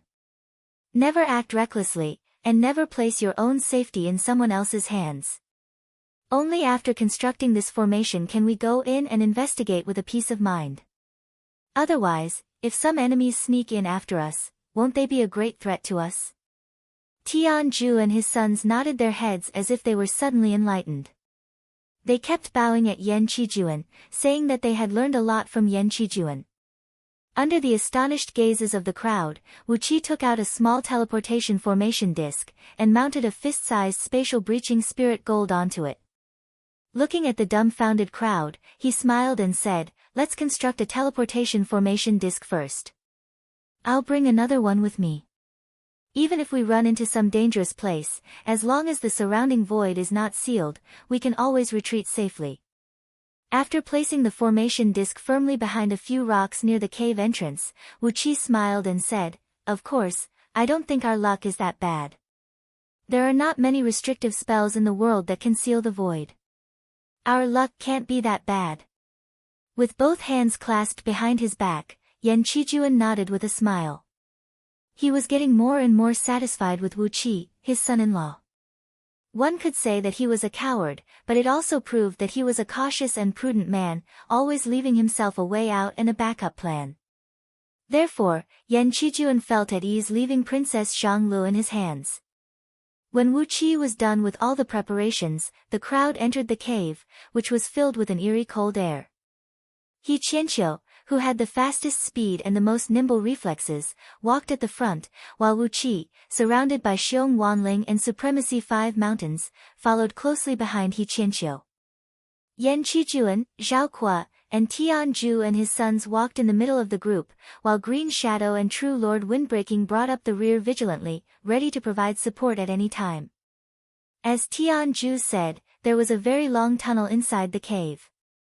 It was over 100 feet tall and wide, and was covered with a 10 feet thick layer of xianbing. Under the transparent layer of xianbing, countless ice element energy stones were embedded in the thick rocks. Each of those energy stones was the size of a fist, and there were even some rare natural energy stones the size of a water tank. Judging from the quality of these energy stones, each of them was at least a middle-grade energy stone. The natural energy in the tunnel was shockingly strong. As the rich water element natural energy gathered together, the air was rippling with a faint blue gleam, making the group feel as if they were walking in water. The spirit stones in the surroundings emitted a faint glow, and the glow from countless spirit stones converged together, illuminating the passageway. At first glance, the tunnel was very long, extending downward at a 30-degree angle. No one knew where it led to. Wu Qi and his company moved forward at a fast pace. In just 15 minutes, they had traveled over 60 miles, but they still could not see the end of the tunnel. At this point of time, the density of natural energy in the air had reached an astonishing level. Walking in the tunnel, they felt as if they were walking in a sticky glue, as they could vaguely feel some resistance. The amount of energy stones under the xianbing had also increased, and they were getting bigger and bigger. It was as if those energy stones were squeezing against each other on the rocks, forming a tunnel entirely made of energy stones. Tian Zhu and his sons stared blankly at the immeasurable amount of energy stones in front of them, following the group with stiff steps. Their eyes were wide open. Wu Qi smiled and said, "Look, what you found is a deadly tunnel. Even if the few strongest clans in Shui Yuan planet discovered this place, they are destined to have their families destroyed, and all their people killed, let alone Tian clan and Lin clan. Once those heaven immortals know that there is such a bizarre tunnel here, they will definitely not let you go so easily." All of a sudden, Wu Qi leaped out and dashed several hundred feet forward, stopping on a xianbing on the side of the road. Carefully, he dug out a clump of translucent, pale blue Ganoderma, which was emitting an elegant fragrance. The clump of Ganoderma was about the size of a human head, and was composed of 72 thumb-sized Ganoderma. They were stacked layer upon layer, and looked extremely adorable. Yan Qijuan and the others quickly came over as well, fixing their eyes at the clump of Ganoderma. Wu Qi took a careful sniff at the Ganoderma's aroma and gave it a good look. Then, he nodded his head and said, "That's right, this is an 8-9 fragrant Ganoderma, a treasure that can enter the 6th tier among all immortal-grade spirit herbs. It takes 10,000 years for one leaf to grow, and there are 72 leaves here. Obviously, it has lived for at least 720,000 years.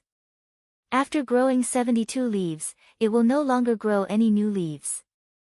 Turning the Ganoderma over, Wuqi pointed at the rings of wrinkles under the pale blue leaves and said, after growing 72 leaves for 720,000 years, one more ring of wrinkles will be added to the leaf after a period of growth. There are 98 folds here.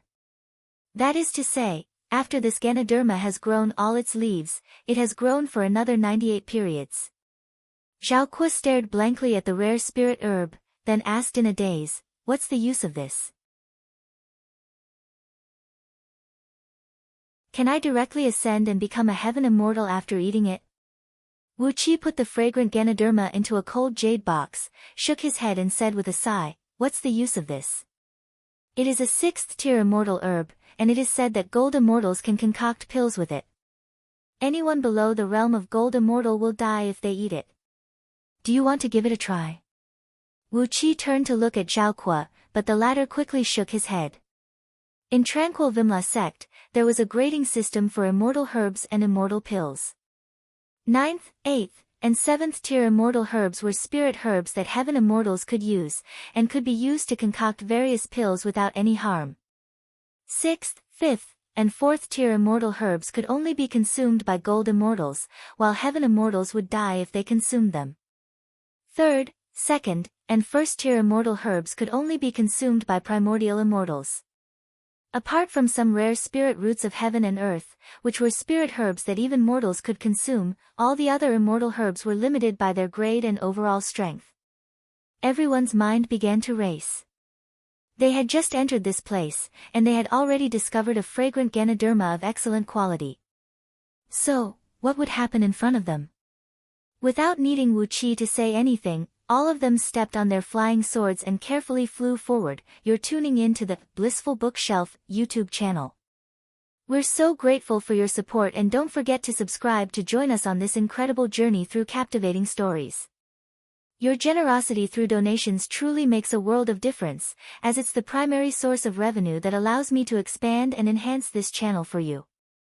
Thank you from the bottom of my heart for being a part of this adventure.